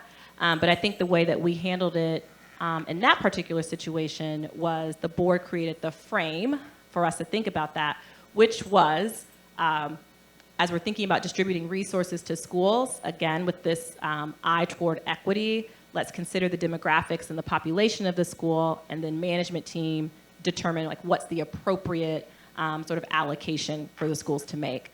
So I think, that's one example in which perhaps the board could say this is the policy and the management team just has to execute on it. What I've been particularly excited about with our engagement together over the past 5 months is our ability for you all to bring an issue to me as the district leader, give me the opportunity to respond to that, to learn more about it, and then come back to you and say, here's where we are. And have you push on me or ask me questions to go deeper in is that the very best solution that we can come to, and how can we either support you or continue to push you to come up with the very best solution. And so I think that balance and that ability to problem solve together should always be there. At the end of the day, the superintendent and the board are a team, and so we have to function as a healthy team and be able to debate, be able to discuss, be able to agree to disagree sometimes, and ultimately that's okay. Thank you. Commissioner Collins? Thank you. Ms. Johnson, how would you describe your relationship with the unions in the district, and how do you see that relationship in the future, if you would happen to be the superintendent? Sure. I don't know if Ann and Ron are behind me. Maybe they are. So right now we meet monthly, or I meet monthly. The district leadership team and the union leadership team meet monthly. We come to that meeting with a sort of a agreed upon agenda just to discuss whatever concerns that they're hearing from their membership and that we might have as a district. I found that to be a really valuable use of our time. I think ultimately there has to be a positive relationship that exists between union leadership and union membership and district leadership. At the end of the day, we want our staff members and our team to be satisfied, to be happy with their work environment so that we can retain them in the district. It doesn't do the district any good or our union any good if we are turning over teachers at a really high rate. So in the case of our relationship with our current union leadership, I've found it to be positive. I found it to be problem solving and solutions oriented. And I've also found when you develop and cultivate that trust in the relationship and we know we're working toward the same outcome, it makes how we get there an easier path to take because ultimately we trust that we're both there for the same reason. Commissioner Slack? My turn again, sorry. Can you give us some examples of how you've worked with the parents and to build support for the public schools in the previous years? Yeah. So a couple ways in my role as interim, which has just been meeting and talking with families and parents about their experience in the district and hearing from them what's gone well or what hasn't gone well. Those have been one-on-one informal conversations, small group conversations. I think it's really important for the superintendent to be someone who's approachable and accessible, and that folks don't, feel intimidated by. And I've tried very hard to position myself that way. And so that's one way in the last 5 months I've worked to do that. I think more specifically and more formally in my role as innovation officer, that was something particularly when schools were transitioning, that was a lesson learned for us of making sure that we engage with families so they understand what's happening, why it's happening, what's the timeline. And so from year one of that work to now where it is now, we've built in very explicit structures and times to engage with families because it's important that they understand and have the ability to give voice and feedback to what's happening. And so that was a very concrete change that we made in process to ensure that we were honoring, amplifying, and hearing feedback from our families. Commissioner Hawkins? What metrics do you feel should be used to measure your effectiveness after a year on the job? We're a school district, so I think student achievement has to be a part of what the leader is held accountable to. I think it has to be aligned to the ways in which we are evaluating and thinking about our school leaders and how they are held accountable. So I think it's important that alignment is there. We are, as President O'Connor mentioned, an enterprise.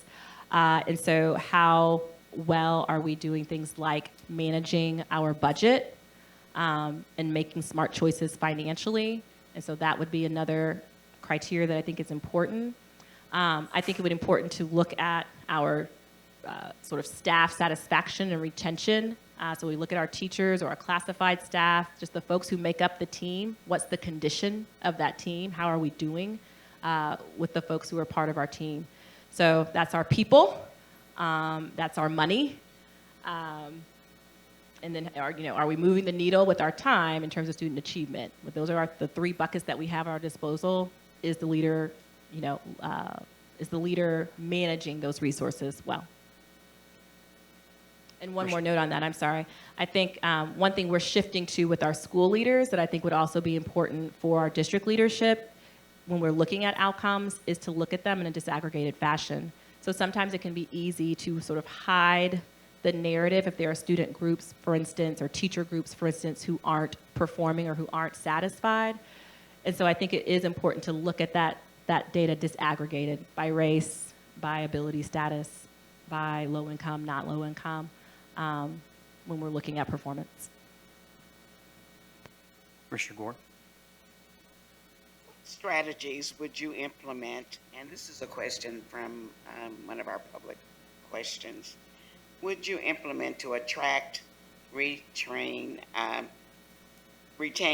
train talented teachers and principals? What strategies would you use in that? Yeah. So I think one of our priority areas that I spoke about was high-performing team.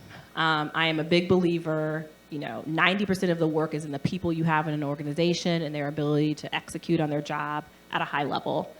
So you've got to have great people in the organization. And great people are generally drawn to great people.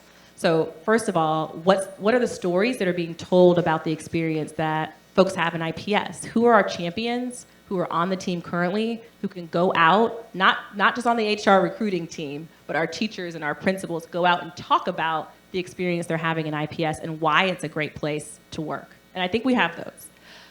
I think outside of that, there are the things that we continue to sort of pay attention to. Compensation matters. People need to know that they can take care of their families.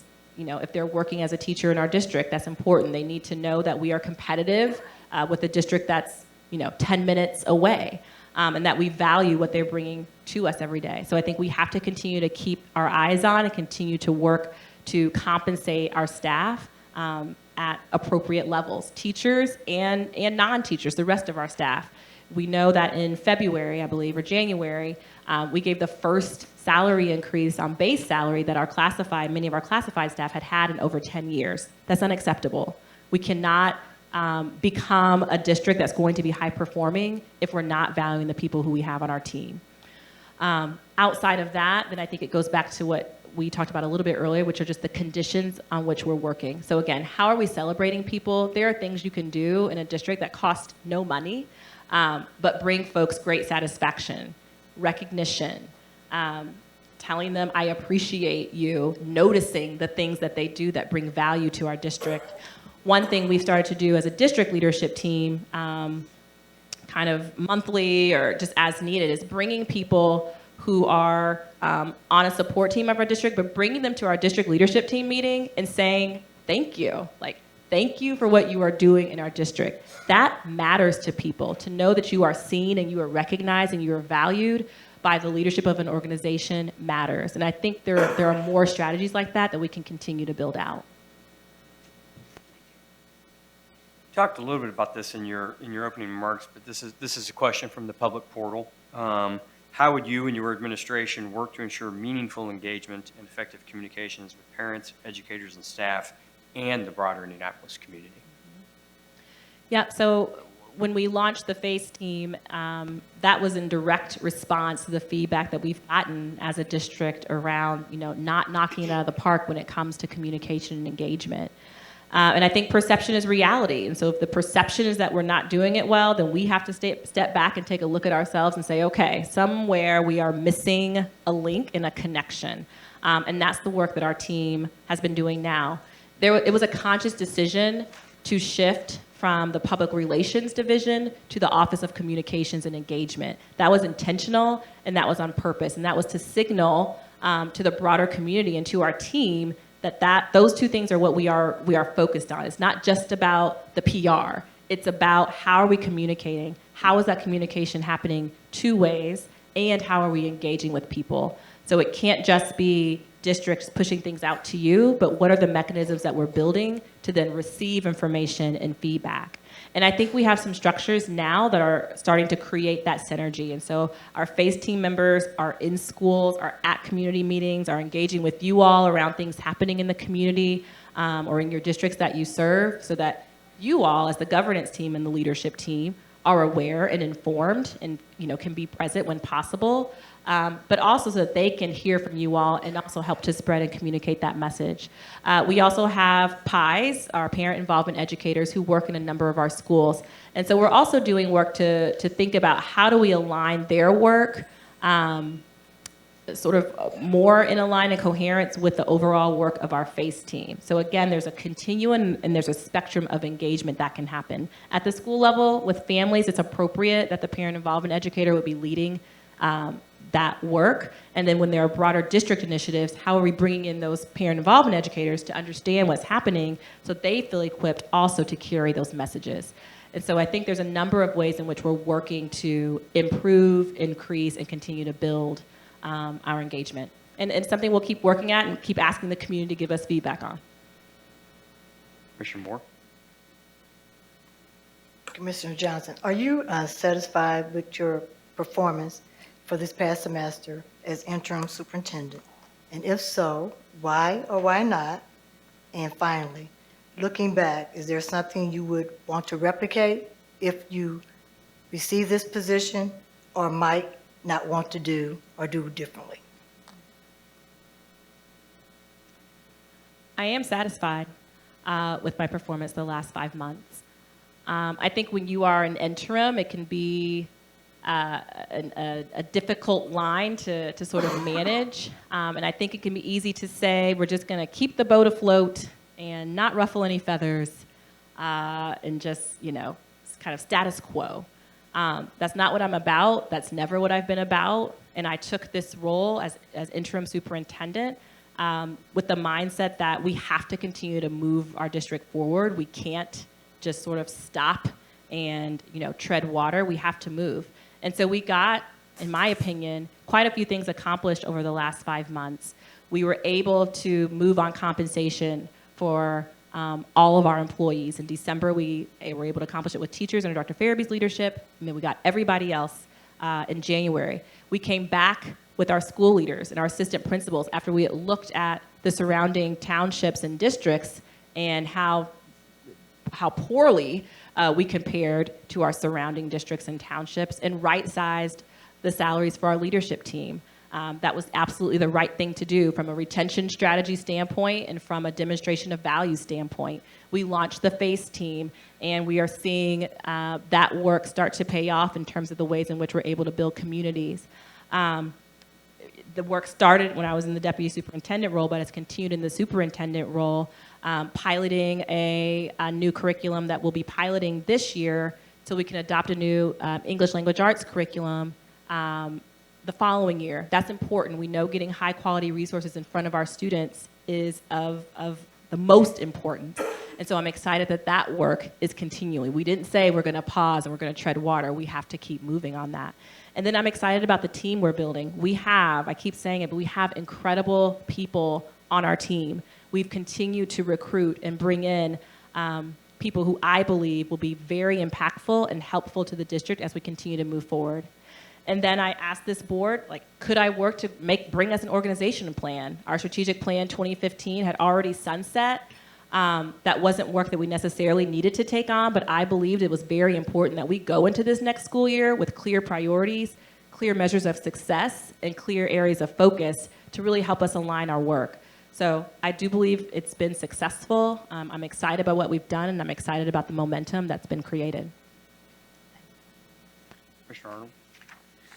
You spoke about this a little bit in your presentation, but I'd like you to say a little bit more about what does equity mean to you, and how would you ensure equitable allocation of resources to all schools, especially considering the achievement gaps that exist between student demographics?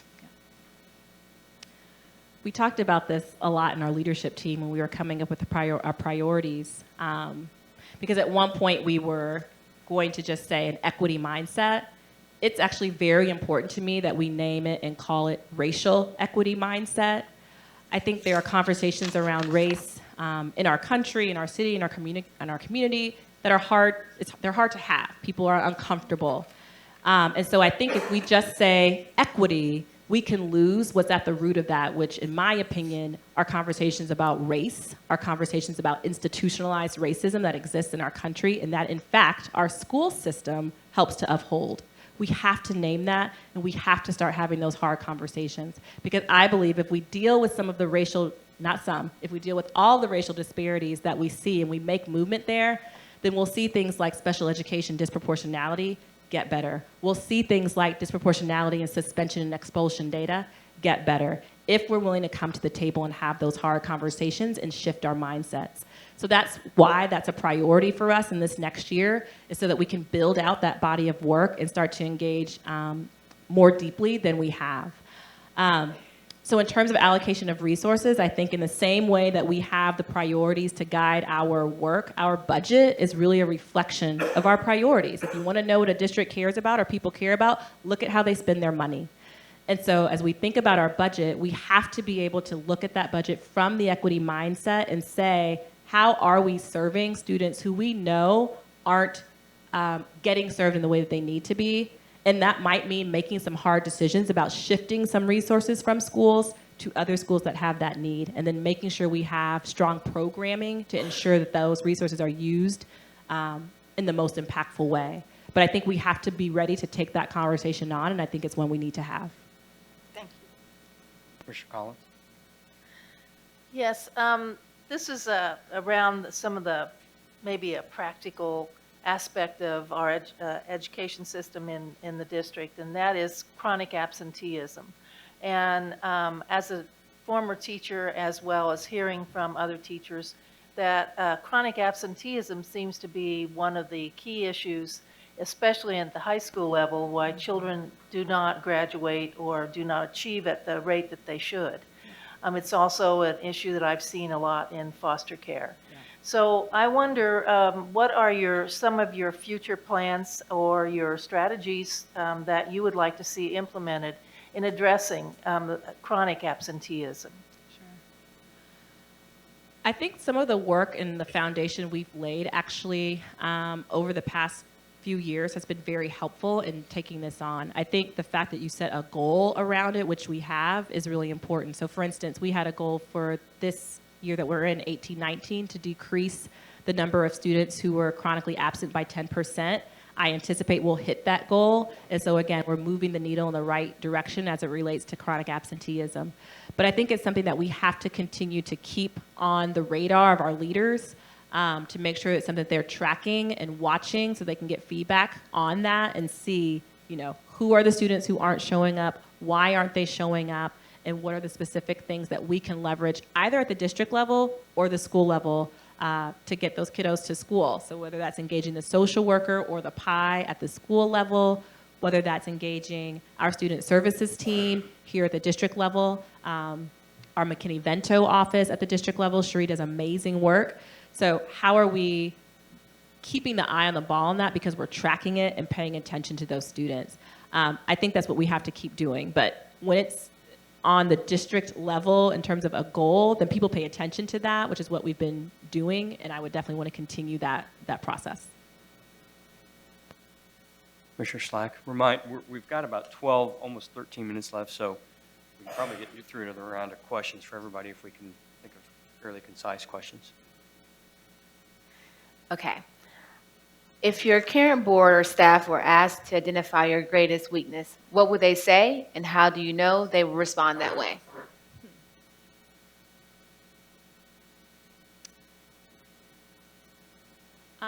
I think, I don't know if my team would say this, but I think one thing I am working on is sort of the triangulation of information. And what I mean by that is we all go at 1,000,000 miles an hour every day and have massive bodies of work that we're working on. And so it's very easy to get misaligned, to think everybody's going to the left, and then there are a couple people who are dancing to the right. And so I think as a leader, one thing I'm thinking about and focused on is how do I ensure that we're all aligned and clear on the direction we're going, and sort of know the roles that everyone on the team is playing in that direction. That would probably be the one thing, again, that I'm working on, and they might also say that. Commissioner Hawkins? Mrs. Johnson, you talked about high-performing teams. So just to kind of double down on that a little bit more. So what leadership and communication method best describes how you relate to your students, parents, teachers, employees, and your employers? Yeah. I think at my core, I am a relationship builder. I get energy from being in relationship with people, for spending time with them. I consider myself to be a collaborator. I am not a micromanager. I think the way that you draw high-performing people is to give them the confidence that, to tell them you believe in them and then let them go do their work. My job is to help create the best conditions for them to do their job, and then trust them to do it. And so that's how I work to lead on my team and sort of model to the rest of the team in the district. I am approachable. I am happy to engage with folks. I come to my work certainly with certain beliefs and points of view, but I am always willing to have a conversation to learn more. I think, again, if people are coming to conversations assuming the best of folks and assuming that we all want to get to the same outcome, which is an excellent educational experience for our students, I'm willing to sit down with you and willing to have that conversation. And so I've positioned myself hopefully as a listener and a learner and a collaborator, but also someone who's not going to just keep doing the same thing because that's the way it's always been done. I don't think that's a rationale to do anything. And also someone who will make hard decisions if they need to be made. I'm willing to do that as well. Before we get to Commissioner Gore, just remind everyone we have about 10 minutes now. Johnson, can you explain to us how you have worked with the community and community leaders to improve the support for public schools or for IPS, really? Sure. I think there are a number of ways I've worked to do that, particularly in this time that I've had as interim superintendent. So I'll give two examples. One is the innovation officer, and then one is in the role I have now. I think as the innovation officer, as I mentioned to Commissioner Slack, what we learned after our first year is that the engagement that we were doing with our community just wasn't hitting the mark and wasn't enough. And in fact, I'd gotten feedback from a community leader when we were making a decision to restart a school, Elder Diggs for Ignite. And I remember meeting with Pastor Moore, who said, my church is a really deep partner of that school, and we didn't know what was going on. And had you reached out to me and had a conversation with me, I would have been able to partner with you to make sure our families and our community and our staff understood what was happening. And that was a really meaningful conversation for me. It wasn't a conversation that he had in terms of being accusatory or sort of questioning my motives, but it really was this very healthy feedback for me to take a step back and say, okay, here's how we should be thinking about how to approach doing this work more thoughtfully. And he was willing to be a thought partner and helping me think through that, which I deeply appreciated. And after that conversation is when we did shift to build out the more robust engagement model that we now have when schools are going through that transition. And so that was a really meaningful and impactful conversation that I was able to have with a community leader that helped me inform my work. I think another example of how we've shifted now is in our principal selection process. And again, it's not always perfect because the waters get a little bit muddy sometimes, but we've now built out in that selection process. We went to school communities to say, what do you want to see in your next leader? What's important to you? Very similar to how you all did with the superintendent search. And I think folks being able to give voice and input into that process was a shift we made. We had not done that prior to this year's hiring cycle. And I think that was the right shift to make to ensure that we're hearing that voice from the beginning of a process so that hopefully we're identifying a leader who will meet those desires and those needs that the community has told us they have. Thank you. Speaking of principals, what do you view as the proper role for school principals, and what kind of input over the budget and control over their allocated dollars should they have? Sure. You know, the last 4 years, our kind of district theory of action has been if you put decision-making, authority, and rights closer to students and families, then you will see more positive student outcomes. Because if I'm a principal at Anna Brockhousing 88, if I'm Carmen Sharp, what I need and what my students need may be very different than what I, Aaron Simpson at Brookside 54, may need. And so I think it's important that we continue to empower our principals with that ability to make decisions that are going to best support their school communities. That said, I think we also are working to get really clear about the things, who makes the decision, when they make the decision, and how they make the decision. I think if you talk with our principals around our continuing work around autonomy and student-based allocation and budgeting, they all want to do well. Everybody wants to make wise choices and smart choices that are going to serve their kids well, undoubtedly. And so how are we making sure that we're building out the supports around them, that they feel confident that they're making the right decisions, and we're giving them the highest level of clarity around things they can decide, things they can't, and kind of the order of operations. So some of that more tactical work, I think we have to continue to build out, but I believe that that level of flexibility should be in the hands of our principals. Commissioner Moore? How do you go about building or increasing our table size of the people that help us to make our decisions? How do you make your thought table bigger? That's a good question. One way I've done that in the interim role is through the launch of our Student Advisory Council, because I think that's one voice, actually, that we don't often hear as much as we should. And I have found my meetings with them to be really valuable and helpful. And they're helping me think about real issues like transportation. As we know, we consider what our future in transportation has. We had a very robust conversation with the Advisory Council around transportation and what would meet their needs and what wouldn't, what all the things should we be thinking about. That was incredibly helpful. They came to you and presented a few months ago about their experience in the high school transition process. That's a really important voice for us to hear, for me to hear. What's gone well? What do we need to work on? They were able to give very clear feedback that we can then take back to our principals and say, here's the perception of sort of what's happening. What do we do with this? How accurate is it? Are you hearing this other places? So I think that's one way in the last 5 months I've worked to build out my table. And then I think it's always important to have critical friends. I have what I call them, critical friends. I have a number of them who are people who I know will push my thinking or push my approach on something. People who may hold a different philosophical view than I have, but who can kind of we can respect where the other is and engage in conversations about what will actually be the best outcome.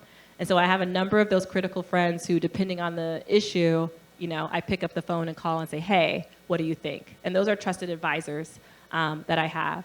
I think, if I were to be in the permanent role, I would continue to build out those advisory councils. How do we engage more family with parents? How do we engage more with just community at large? Again, to continue, to your point, to increase that thought table and make sure we're hearing multiple voices and perspectives. Vice Commissioner Arnold, Commissioner Collins, we have about 3 minutes. What is the greatest challenge to you becoming a successful superintendent, and how will you deal with it?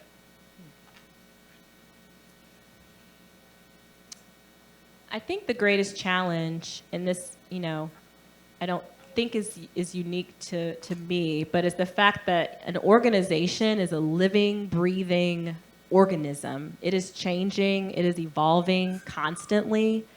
And so how do you keep your North Star, and not get distracted by the millions of other things that you could be doing?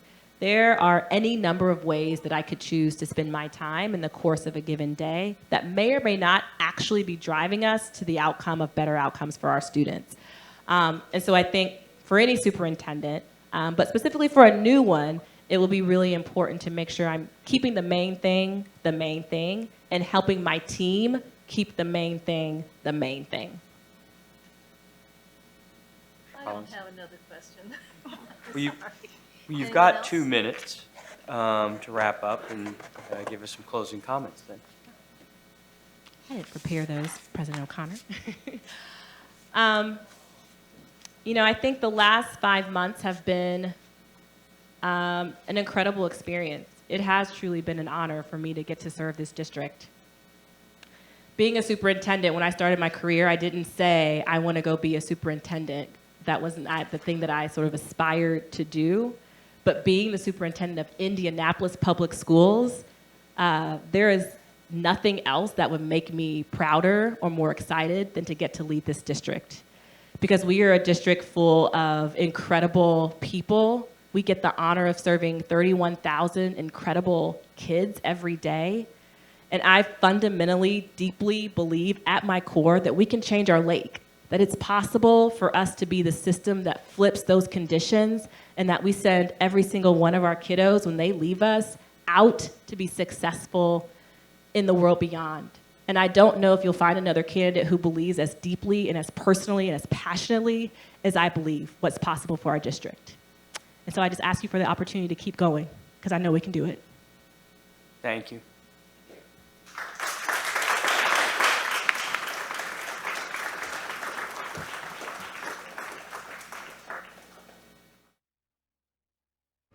We are getting ready to get started The sun is sick. with our third finalist and final.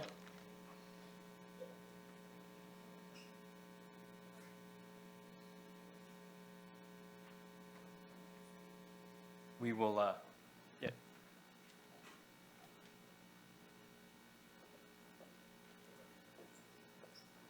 We will invite Dr. Larry Young Jr. to the podium, and then Dr. Young, you have 15 minutes for a presentation, and then we'll ask you to proceed to the table for the questions and answers for 45 minutes. Thank you. I first of all would like to begin by thanking the Board of Commissioners for an opportunity to be here tonight. I greatly appreciate it. I'd also like to thank all of the participants and individuals who are here. I appreciate your presence and also your participation. In my professional career, I've had an opportunity to hold multiple positions. I've been a teacher, an assistant principal, a principal, director of student community services, director of elementary education, and I've served as an assistant superintendent for the past several years. In my current role as an assistant superintendent, I have the responsibility of supervising the principals, kindergarten through 8th grade. I have overseen operations at the elementary all the way through the middle schools. I'm over policies, administrative guidelines. I oversee athletics and wellness district-wide. I drive our strategic planning. I oversee our leadership academy. Many responsibilities. One of the biggest is I'm responsible for running the district in the absence of the superintendent. My education philosophy and beliefs. I believe that maintaining high expectations while attending to the needs of the whole child is important. Also, all children can learn and excel at the highest level with the appropriate supports, guidance, and relevant, authentic learning experiences. It is the responsibility of educators at all levels, from the superintendent to the classroom, to commit to providing each scholar with a world-class education. Engaging all stakeholders while accessing available resources further ensures that each scholar realizes his or her dreams. Effective pedagogy, deployed daily at the classroom level, is the backbone for a quality learning experience for students. My leadership philosophy and beliefs. I believe that I should model what I expect from my team.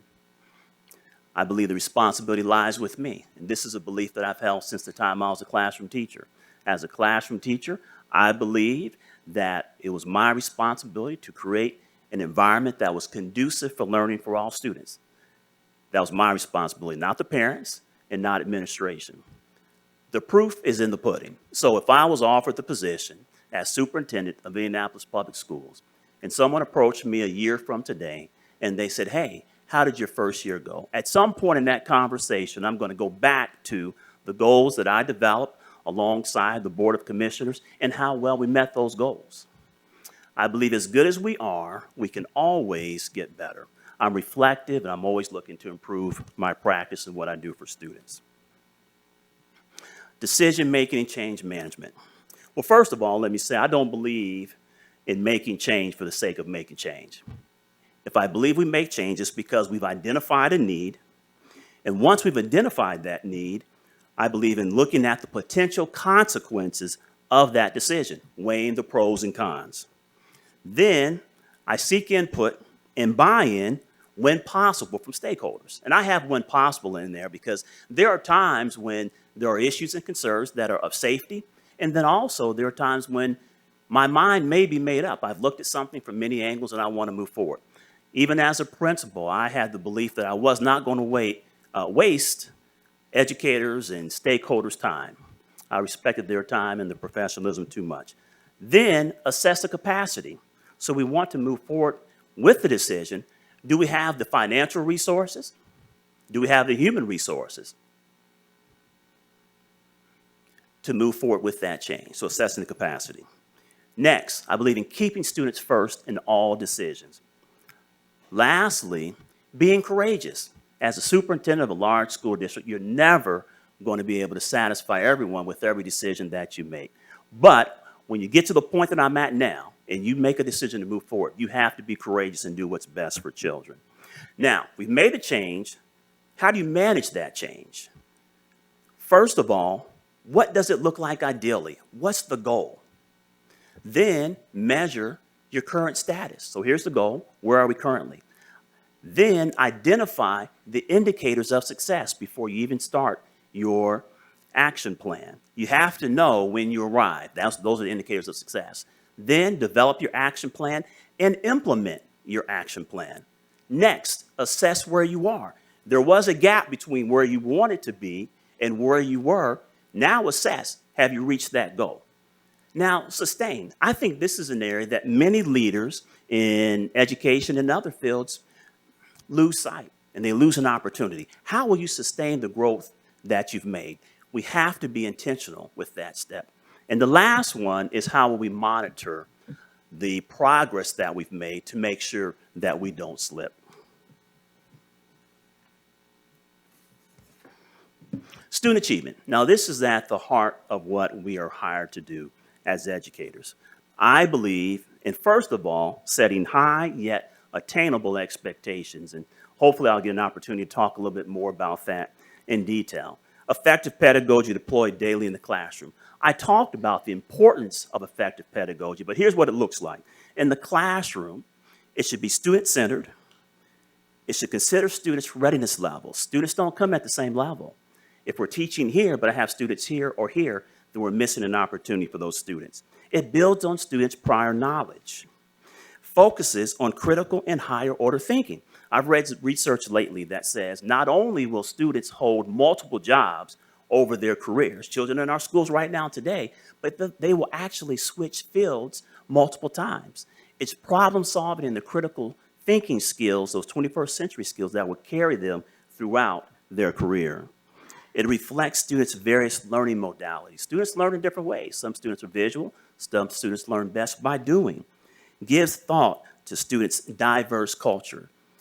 Embracing students' culture and understanding their experiences helps us as educators because that's the lens that they look through in the classroom.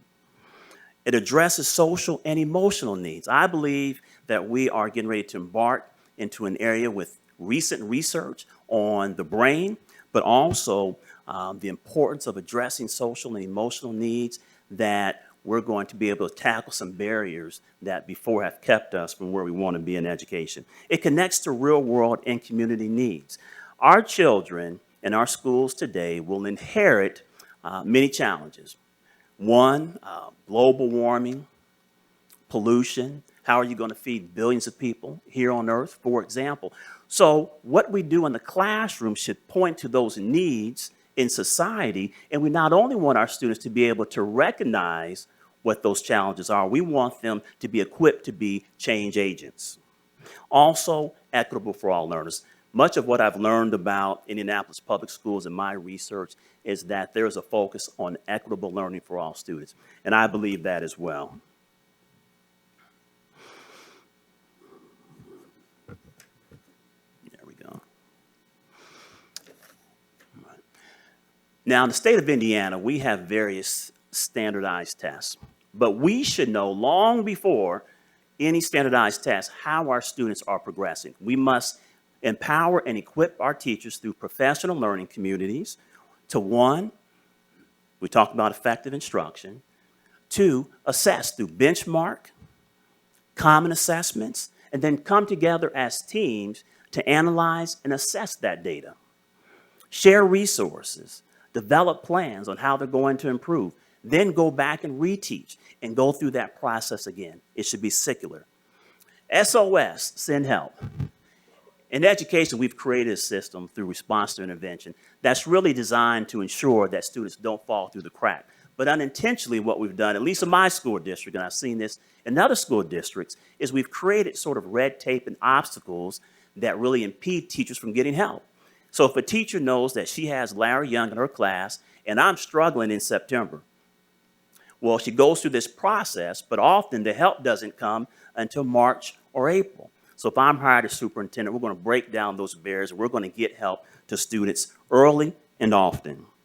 I believe in empowering families. So as educators, and I talked about this in my philosophy, we hold the responsibility for ensuring that students are ready to take the next step in realizing their dreams when they leave our schools. Yet, we should be wise enough to know we can't do that without the help and support of our families. So we should empower our families.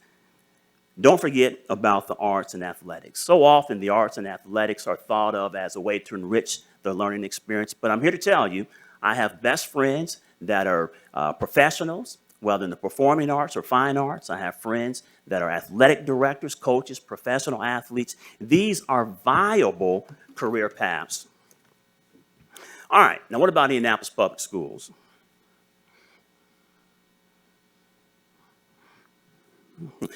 Before I applied for this position, I created an Excel spreadsheet, and I entered in every single Indianapolis Public Schools, plus all of the data that I could glean from the Department of Education. So I had graduation rates, I-STEP scores, I-READ3 scores, and so forth. Here's what I found out.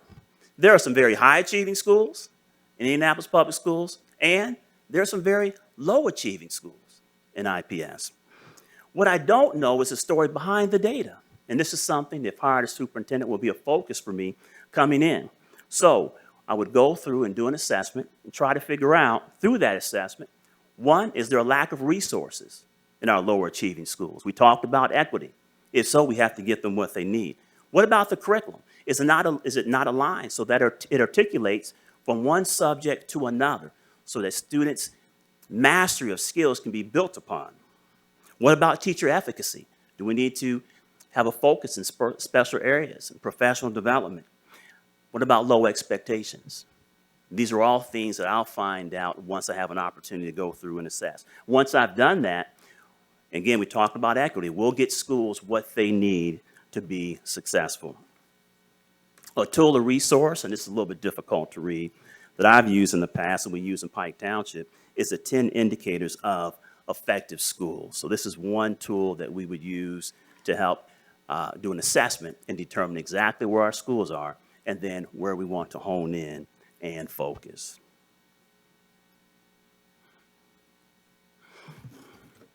Leadership is the capacity to translate vision into reality. I've been blessed and fortunate over the past 21 years to be part of a team that's done some phenomenal things in education. Pike Township for the last several years has touted a graduation rate 94, 93% for several years. In addition to that, if you look at our achievement gap, and hopefully I'll have an opportunity to talk about that, it's very small. A good colleague of mine is Dr. Sean Smith. He's the superintendent of Lawrence Township Schools. He's been there about 5 years. If you look at the graduation rates of Lawrence Township and Lawrence North since the time he's been there, it's almost all the way up, almost identical now to what it is in Pike Township. The systems that we've implemented in Pike, he has taken to Lawrence Township, and he's had that success. I want to bring that level of success here to Pike Township, to Indianapolis Public Schools as well. Thank you. Thank you, Dr. Young. We'll have you proceed to the table.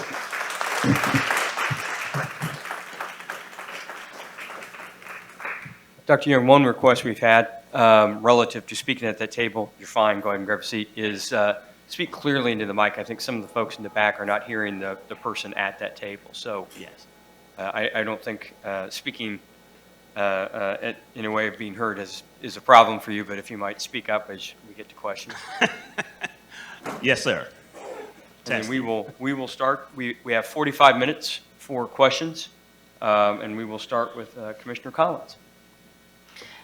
Thank you, Dr. Young. I'm wondering if you could explain, define and explain your interpretation of what equity is and what does it look like, and what do you see as equitable education? Oh, absolutely. I talked a little bit about the data that I've collected and I've analyzed for Indianapolis Public Schools. I mentioned that many of the schools in Indianapolis Public Schools are performing at a very high level and others aren't. When I speak of equity, what I'm speaking of is pushing in, providing support and resources to the schools and students that need it. every school and every classroom does not have the exact same need. But if Larry Young lives on this street and therefore I attend this school, that's not my fault. I deserve to have the exact same level and high quality education as someone across the other side of Indianapolis Public Schools. So equity is about pushing in and providing the supports that's needed for each student. Commissioner Arnold? Good evening. Good Thank evening. you for being here. Thank you for having me. There are several areas where there's a clear delineation between governance with the board and management with the superintendent and their staff. Sometimes there is murky waters between, and it's not as clear as it could be. Tell me an example of a time in your professional career where you dealt with a situation where it was a little turbulent between board governance and management, staff management, and how did you deal with it? I could think of a couple. So let me share two.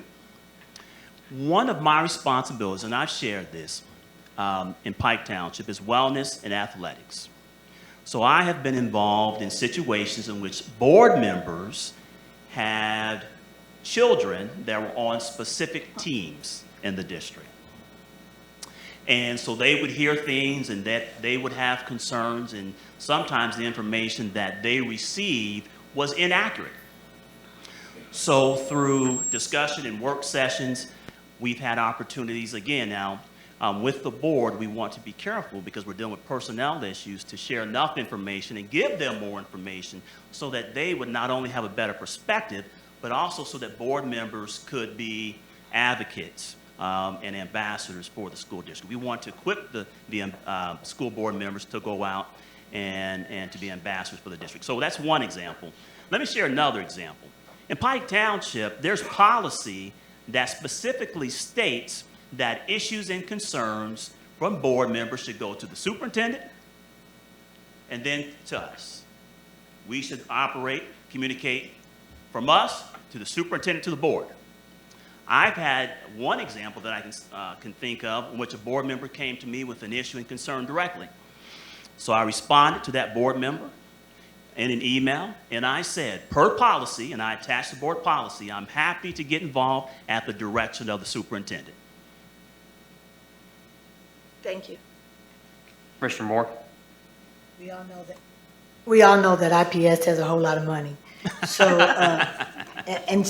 so I guess, but my question, my real question is what would you do to ensure that every school had a robust academic offering to meet the need of every child, given the financial constraints that we all know that IPS have? Yes, thank you, ma'am, for that question. I've had the pleasure to work with and be mentored by one of the finest educators, Dr. Nathaniel Jones, retired superintendent of Indianapolis Public Schools. When he came to Pike Township, and it's probably been 15, 16 years ago, our reserve was about zero.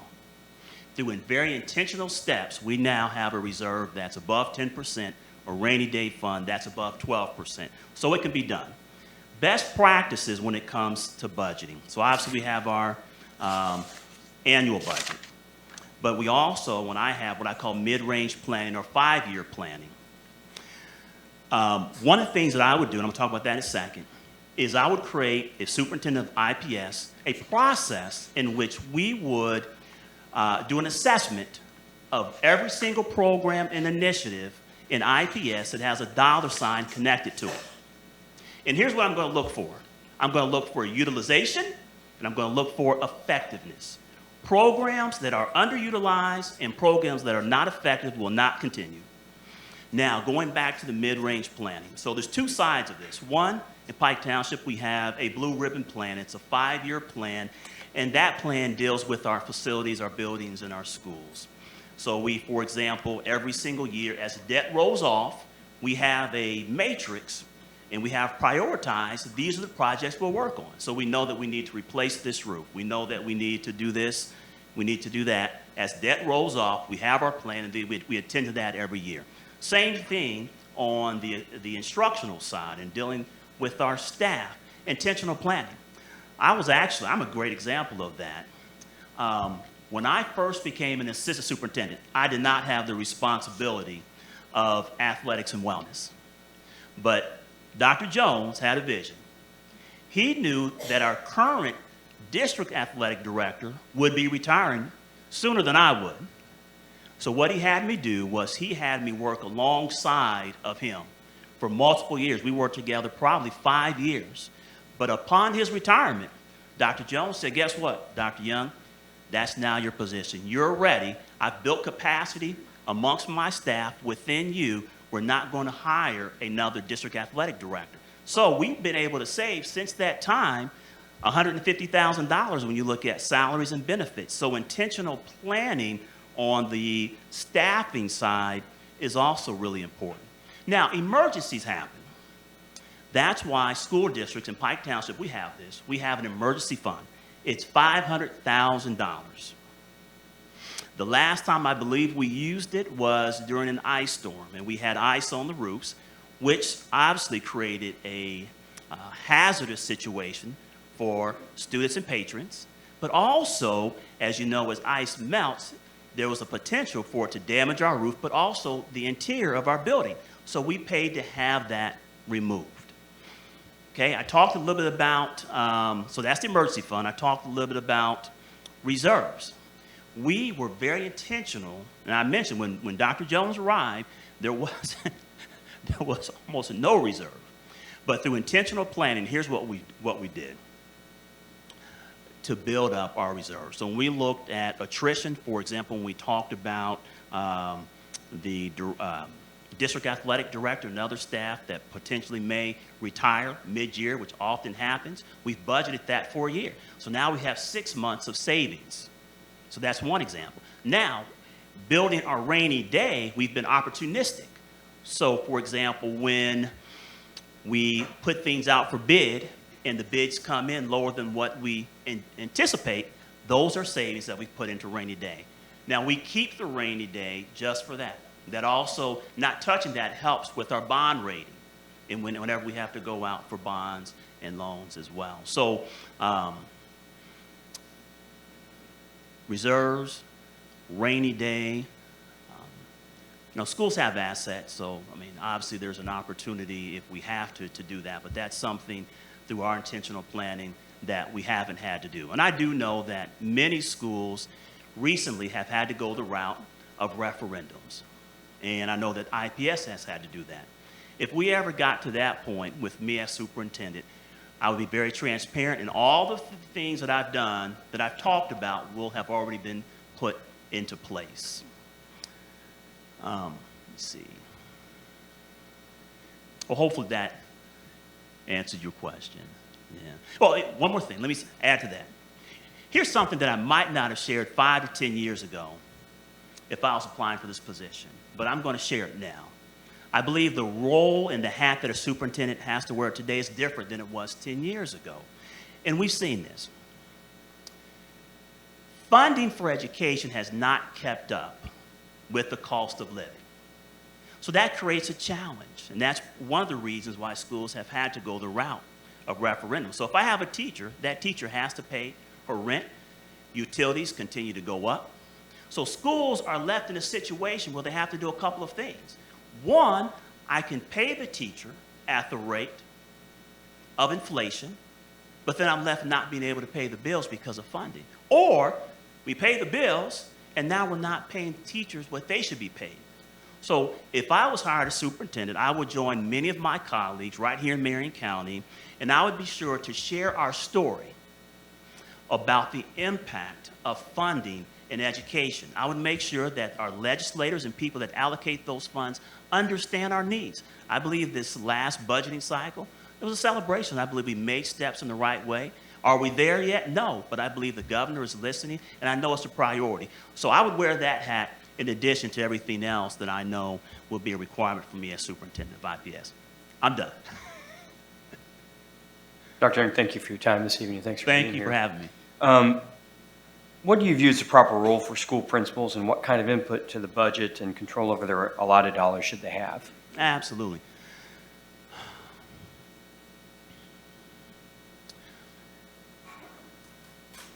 I mentioned before building capacity. Our building principals are going to be at different places, and they're going to need different level of supports, whether it's with budgets or whether it's with instruction. I'm a strong proponent of choice and autonomy. Those are great things, but it has to be responsible, and it has to be what's best for children. So I believe that there are opportunities for our principals to make those decisions. I know in IPS you have very capable decisions, but I want to make sure that we're providing supports for them because they're going to be at different areas. So we'll get them where they need to be, where they can make those decisions and ensure that they have in place what they need to do to support our students and families.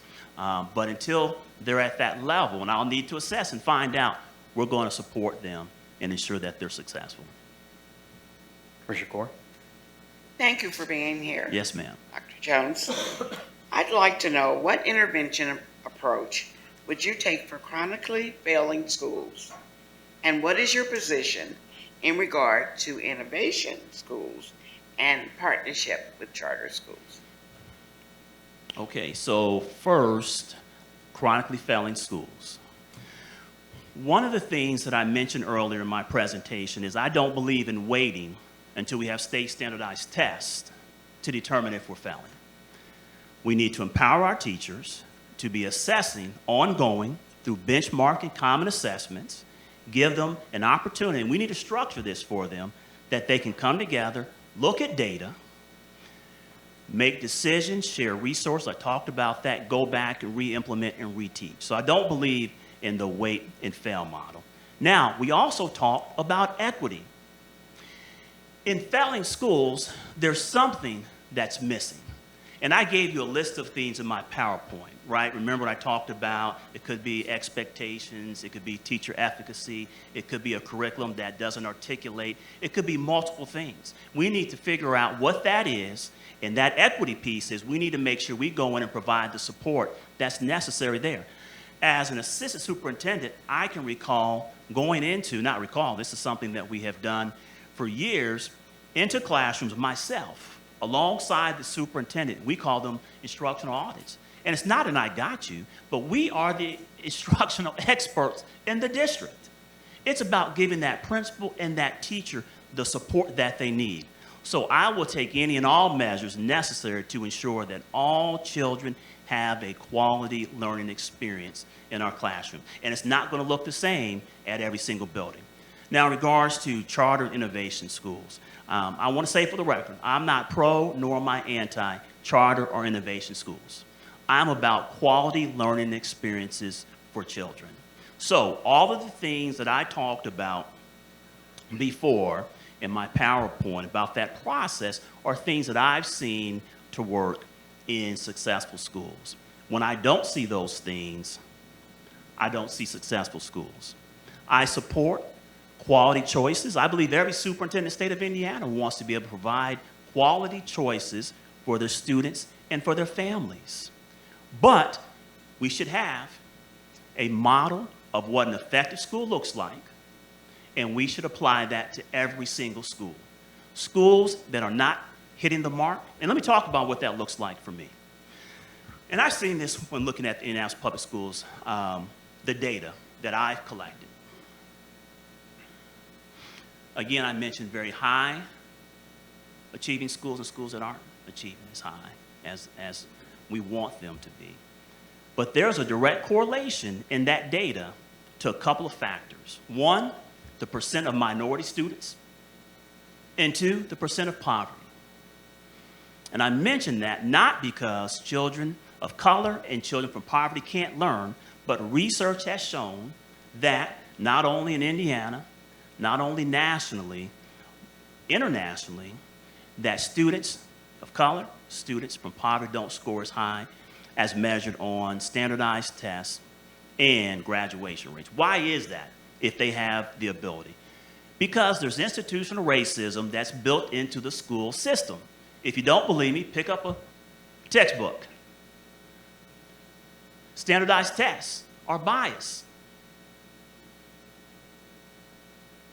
So those are some of the challenges that we face, and I think we have to be open. I think we have to be honest about that.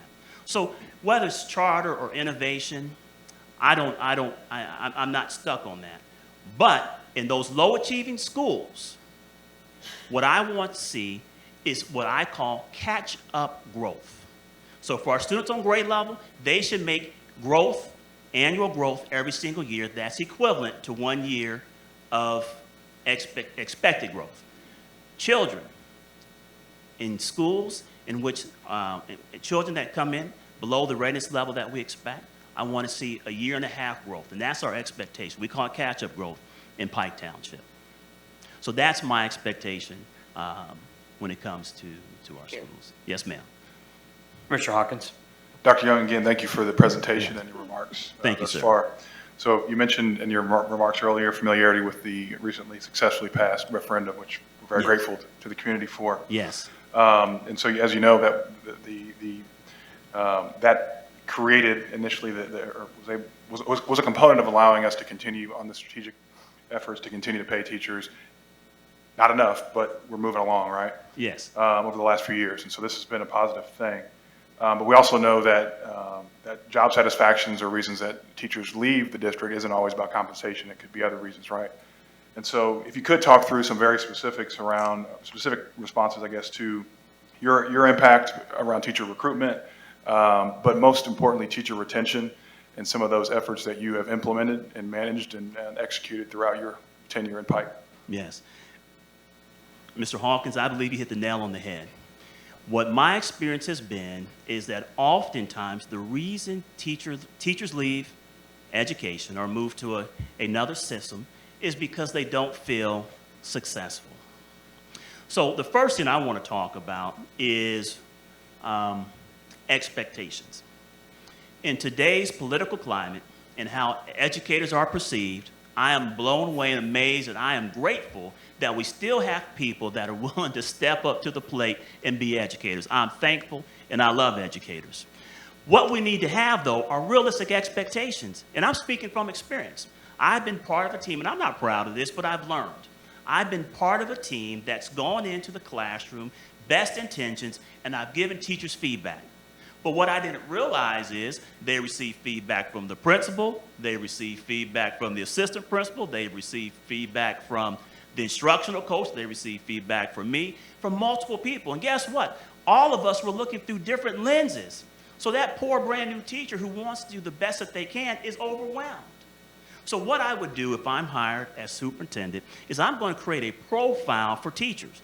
And that profile is going to be based on expectations for years of experience. Should we expect the same thing from a teacher that's brand new to 2 years as someone who's been in the field for 6, 7, 8 years? I don't believe that's fair. And if we create that profile of what we expect brand new teachers, 0 to 2, for example, to be able to do when I go in, when the principal goes in, when the assistant principal goes in, when coaches go in, when other experts go in and give that same teacher feedback, we're giving that teacher feedback on what we expect for them to be able to do. So now that teacher has a plethora of samples from which to choose from, whichever one works best for them, but it's still targeted, right, to meet the needs that we expect from them. Can you repeat the question? I went on a tangent there. One more time. No, that was helpful. I mean, I think really just trying to nail your successes and efforts that you have implemented to increase or improve teacher retention. Absolutely, Yeah, absolutely. yeah. So another thing that we've done is we've built in, we talked about teachers being successful, we've built in a system where every week when we have a full week of school, we have professional development at the building level. We talked about principal autonomy. Principals have the autonomy to design that professional development any way that they see fit. I also mentioned the Leadership Academy.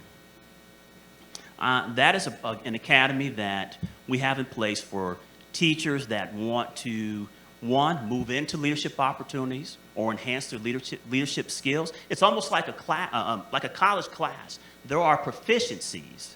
We have experts that come in and share. We give them scenarios. So one, it helps them develop their leadership skills, but also I bet 99% of the administrators that we hire come through our Leadership Academy. A few weeks ago, well, I guess it's back in February, I had an opportunity to share at our Black History Convocation. And that convocation is attended by hundreds of Pike Township students every year, staff members and community members, and I shared my story. I did not initially go into education. Even though my mother's an educator, I did not initially go into education. I believe the reason for that is because I didn't think that education was a field for me. I didn't see individuals that looked like me in education. I believe there's a golden opportunity that we miss out on in educators every single day. We promote many different fields and career paths, but rarely do we talk about how great being an educator is. So it's a self-fulfilling prophecy. We need to promote education as educators. Some of the best teachers are right here in Indianapolis public schools right now. We need to connect with them. We need to find out if this is something that they're talented at and if they have that interest. And we need to start to give them opportunities to explore education, even before they go to college. Let's recruit from within. That's something we've been able to do in Pike Township, and it's been hugely successful. That's another way, too, that we're going to be able to get more minority teachers in education. Mr. Slack. Thank you, Dr. Young. I appreciate you being here and your presentation. Yes, ma'am. How would you and your administration work to ensure meaningful engagement and effective communication with our parents, educators, staff, and the Indianapolis community? And can you give us some examples? Absolutely. Okay, so two things I want to talk about. One, engaging parents, and one, engaging our community. One of the things that I've learned in working with parents for over 2 decades now is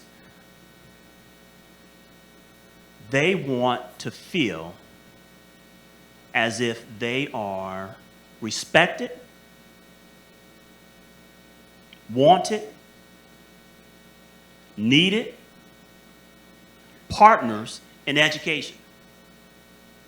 I've seen too often, and I'm just talking about what I've seen in my experience, that as educators, we don't embrace or empower our parents. Somehow or another, we feel that because we have this title of teacher, that we know it all. And I've even seen, unfortunately, times where educators overstep the bounds and want to become the parent. That's not respecting their experiences. That's not respecting their culture. Here's something that I've trained my principals to do. If they were here, they would tell you. They'd probably start laughing. But it's a true story. When working with our families, if there's an issue or concern, I've trained my principals to do this. First and foremost, listen. Second, apologize. An apology is not an admittance that you did something wrong, but we are servants. We're providing a service. If you have an issue with being a servant, you shouldn't be in education, because that's exactly what we are. We're serving the community. And if we're providing a service and the people that we're providing the service to are unhappy, they don't felt their needs have been met, shouldn't we be sorry? Absolutely. So that's the first thing we do, is we apologize. If nothing else, we're sorry because we haven't provided the service you expect. And then we listen, we create a plan to improve. Now, I don't want to forget about our community partners. Here's a key to engage in the community. Common areas of interest. In my years of education, I've never spoken to someone in the community that said they don't value education. It's never happened.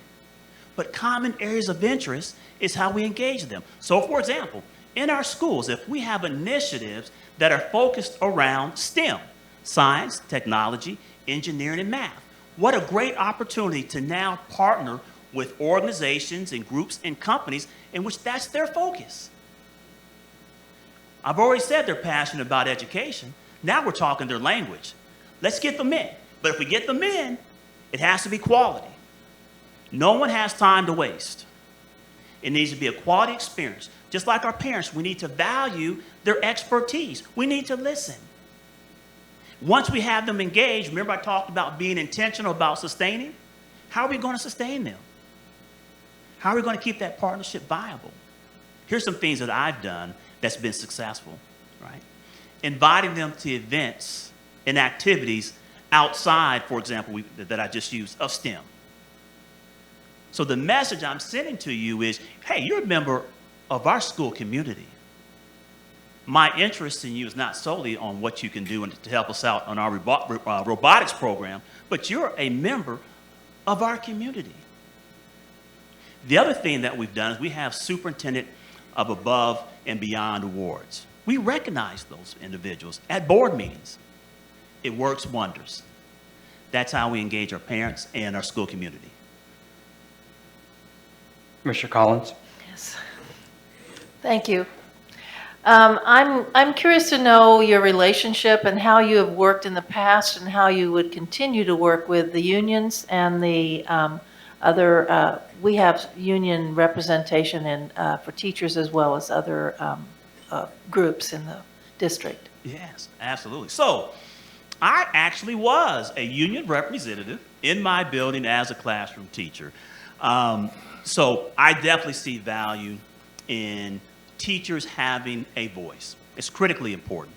I think as administrators, sometimes we think we know, but we need to hear directly from the teachers. So as a principal, I had monthly meetings with my union representatives. We sat down and we talked about issues and concerns. I let them know about ideas that I had. Please give me input. Go back and talk to the team. What am I missing? At the district level, for years, I sat in on our district level discussions. We talked about initiatives, programs. We received input from them. They shared their concerns. That process is invaluable. Giving teachers a voice ensures that we're providing the best service possible for our students. We can't undervalue the people that are on the ground. I talked about this. It's what happens in that classroom all day, every day that makes a difference. They know what the needs are, and we need to listen, and we need to partner and work together. We all have the same goal. Commissioner Arnold? You touched on this a little bit earlier, but I'd like you to expand a little bit more about what does equity mean to you, and how would you ensure equitable allocation of resources to all schools, especially considering achievement gaps that exist between student demographics? So, going back to what equity means, there is not equity when there's a child that is at the 30th percentile as measured on, and we use NWA. It's not equitable if a child enters in kindergarten at the 30th percentile and leaves at the 30th percentile. That's not equitable education. We did not get the child what they needed to be successful.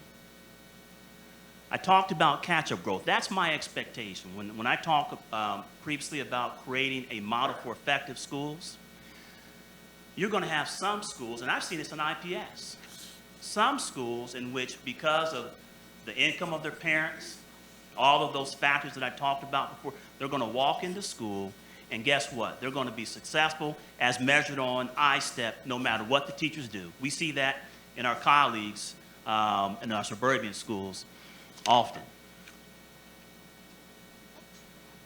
But in schools in which our children are not at the readiness level that we expect, when I think of equity, I'm speaking of what do they need? Do they need intervention? Do they have the resources for intervention? If not, they need to get those resources. Do they have interventionists that are trained? They might need additional support and staff and training to provide those interventions.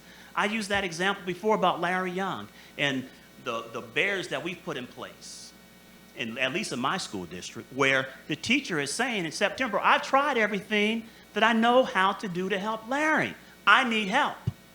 Equity is getting that teacher what that teacher needs and getting Larry Young what he needs so he doesn't lose an entire year of potential learning. If it's third grade, guess what? I get one shot. I get one shot at third grade. That's all I get.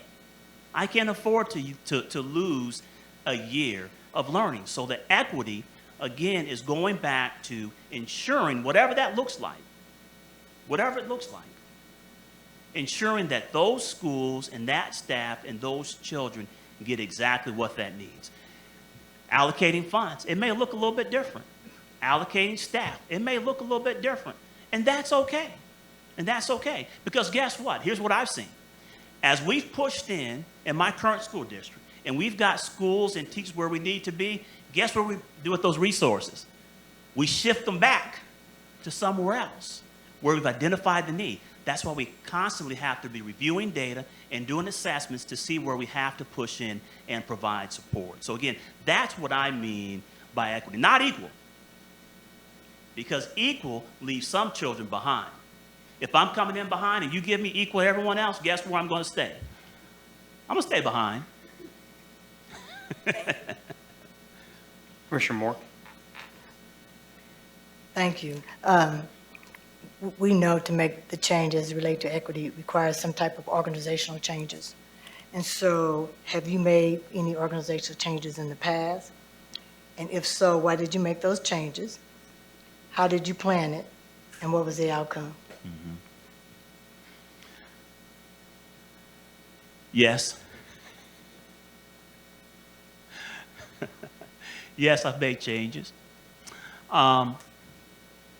Going back to what I've shared about our teachers and realistic expectations, I have those same expectations for our administrators. Education is a tough job. If you're someone who loves to be patted on the back and told, hey, you're doing a great job, you know what? Education is not for you. Leadership definitely is not for you. But if you're someone that can set goals and you're satisfied with reaching those goals, then absolutely, education is for you. So what I've done is I've created plans of support. I can think of one case where I actually met weekly with one particular principal and provided support. We identify deficits. We set goals. We develop indicators of success. We talked about what it ideally looked like. We did an assessment of where we currently are. And we pushed forward and worked towards those goals. I have been very successful in helping staff, whether it's teachers or administrators, improve and get to where we need them to be. But I've got to be transparent. I've got to be honest as well. There have been times I haven't been able to do that. And in those cases, those were staff members that oftentimes weren't open and willing to change, or just didn't have the capacity or ability to change. And that's okay. Education isn't for everyone. And in those cases, we made some very, very, very tough decisions. And we helped those individuals either make the decision to maybe leave my current school district or choose another career path. So, yes, yes, yes, and yes. Just as a point of order, we've got about 10 minutes left. Okay. And then my question, you talked a little bit about this in your presentation, but maybe go a little deeper on what extent you think the superintendent of schools can or should function as an instructional leader of the system.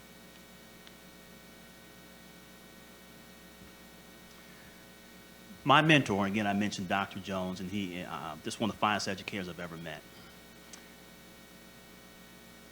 He had the ability to help students grow. He understood instruction, curriculum, in all facets of education, from budgeting and you name it. The superintendent is the educational leader, instructional leader of the district. As superintendent, I talked about building capacity and getting the staff, whether it's teachers or administrators, up to the point where they can effectively implement change themselves. But for me, I'm also someone that is willing and able to roll up my sleeves and get in and do the work myself. So I'll tell a quick story. I can recall and I may have shared this before in my interview. I was a brand new principal. So I arrived July 1st. My school district that same year opened up another calendar school, because my calendar was continuous calendar, opened up another calendar school. And on that other calendar school, they had a gifted and talented, I know we call it high ability now, back then it was gifted and talented. They opened up a gifted and talented program on the same calendar as my school. So guess what happened to my highest achieving students in my school? I just arrived in July. They came in August. Guess what happened? They had a program specifically designed for their needs. They were gone. They were gone. Back then, we took I-STEP in the fall. That was in September. Students didn't arrive till August.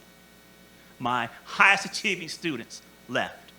Also, my free and reduced population doubled overnight. Well, what do you think happened to my I-STEP scores that fall? They went down. I also mentioned that my free and reduced population doubled. Now, again, I mention that because what research supports and shows is that students from poverty, and again, it's not that they can't learn, but we know that students from poverty often don't have the experience that other children have, health care, and many other issues and challenges.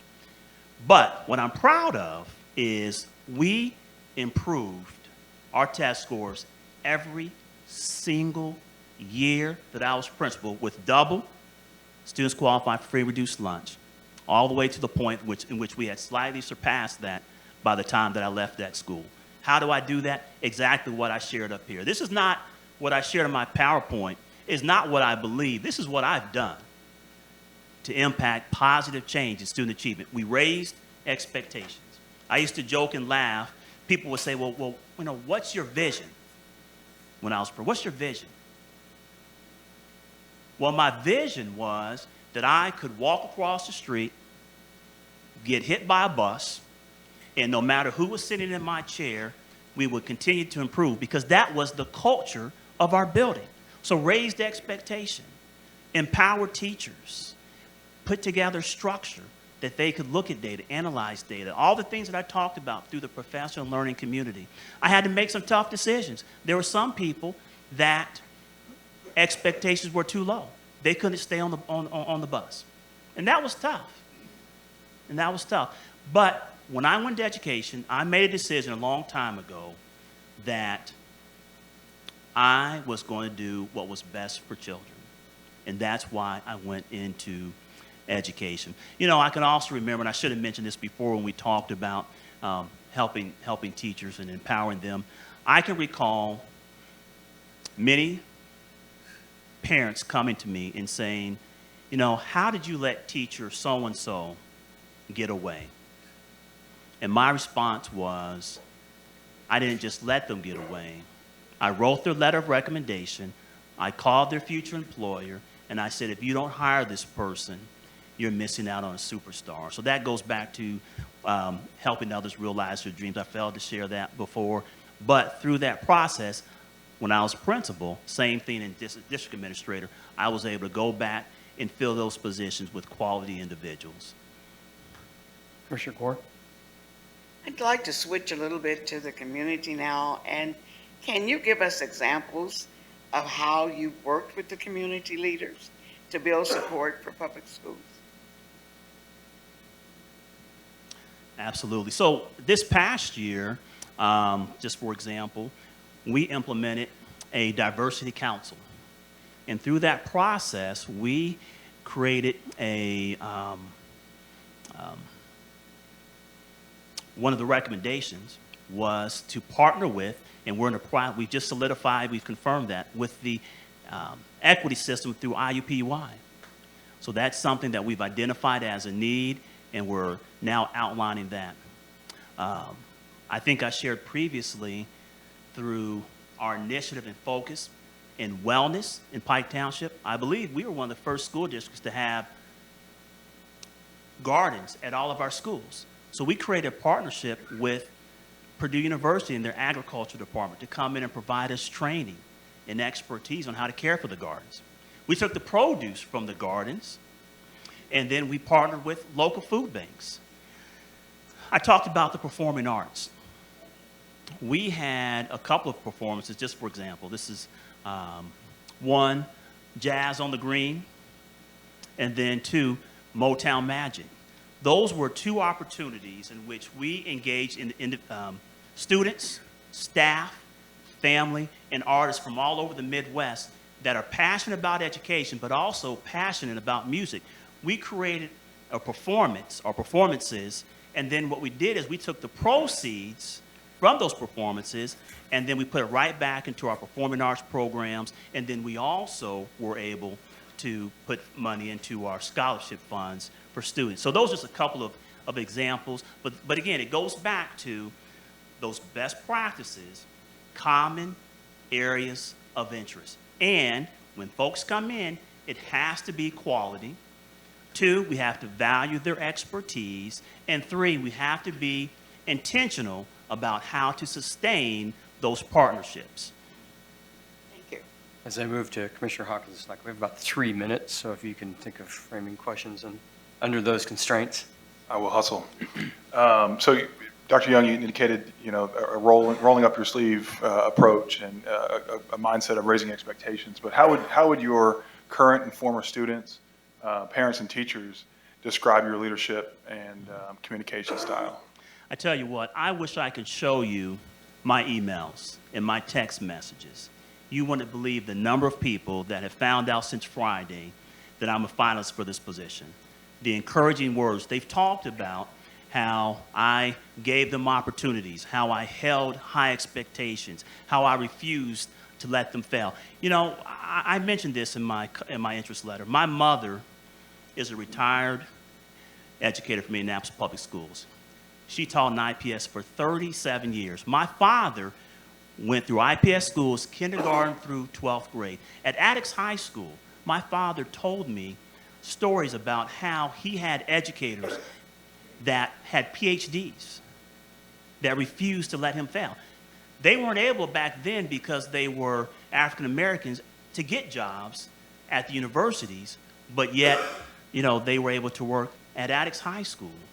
So the individuals that I have impacted, I believe, not only would, but they have, talk about high expectations, support, and an expectation of excellence. Commissioner Slack. Since I'm the last one, I'm going to have a two-part question, okay? Since you already took my data question. As a parent, I'm going to touch on the enrollment and reputation of IPS. And this question comes from our portal. How are you going to change the image of IPS so that people want to send their children to IPS? And then my next one will be, if your parent board or staff were asked to identify your greatest weakness, what would they say about your greatest weakness? Okay. All right. Image and enrollment. Pike Township is one of, I believe, only 2 or 3 school districts in Marion County that does not accept transfer students. Yet, we've been able to maintain our enrollment numbers. And here's how we've been able to do this. 2 things. Focus on having excellent schools in which children and families want to be in. That's one. Secondly, we've created ambassadors. Here's something that I've learned about IPS over the last several years. There's a lot of people, individuals and organizations that are really passionate about education in IPS. The challenge is they have different ways and beliefs on how we should get there. If I was superintendent, I would commit to holding probably monthly meetings where I would bring many of these stakeholders to the table. We would have open and honest discussion. What that would do is, one, it would help us create a better plan because they have good ideas. We'll create a better plan, but also, here's what I would ask in return. I want a commitment from them. The commitment is, as we begin to take steps to get to where we want to be, what we need for you to do is go out there and tell people about it. If we want people to be passionate about coming to IPS, we have to speak passionately about IPS. We have to have excellent schools, and we need ambassadors to go out there and talk about the great things that are happening in our schools. That's what we've done in Pike Township, and it's worked. The second part, please, again, was If your current board or staff were to ask to identify your greatest weakness, what would they say? my greatest weakness. I believe my greatest weakness is also a strength, and that's just high expectations. I'm super reflective. When I say it's a weakness, there was a time that because I wanted things so bad and I didn't get the results I wanted, I'd get down on myself. Not anymore. I turned that into a weakness. I use that to drive me. It's my passion to improve and continue to get better. Dr. Young, thank you for the Thank you. time. Wonderful job. Thank you for spending some time with us this evening. Thank you so much.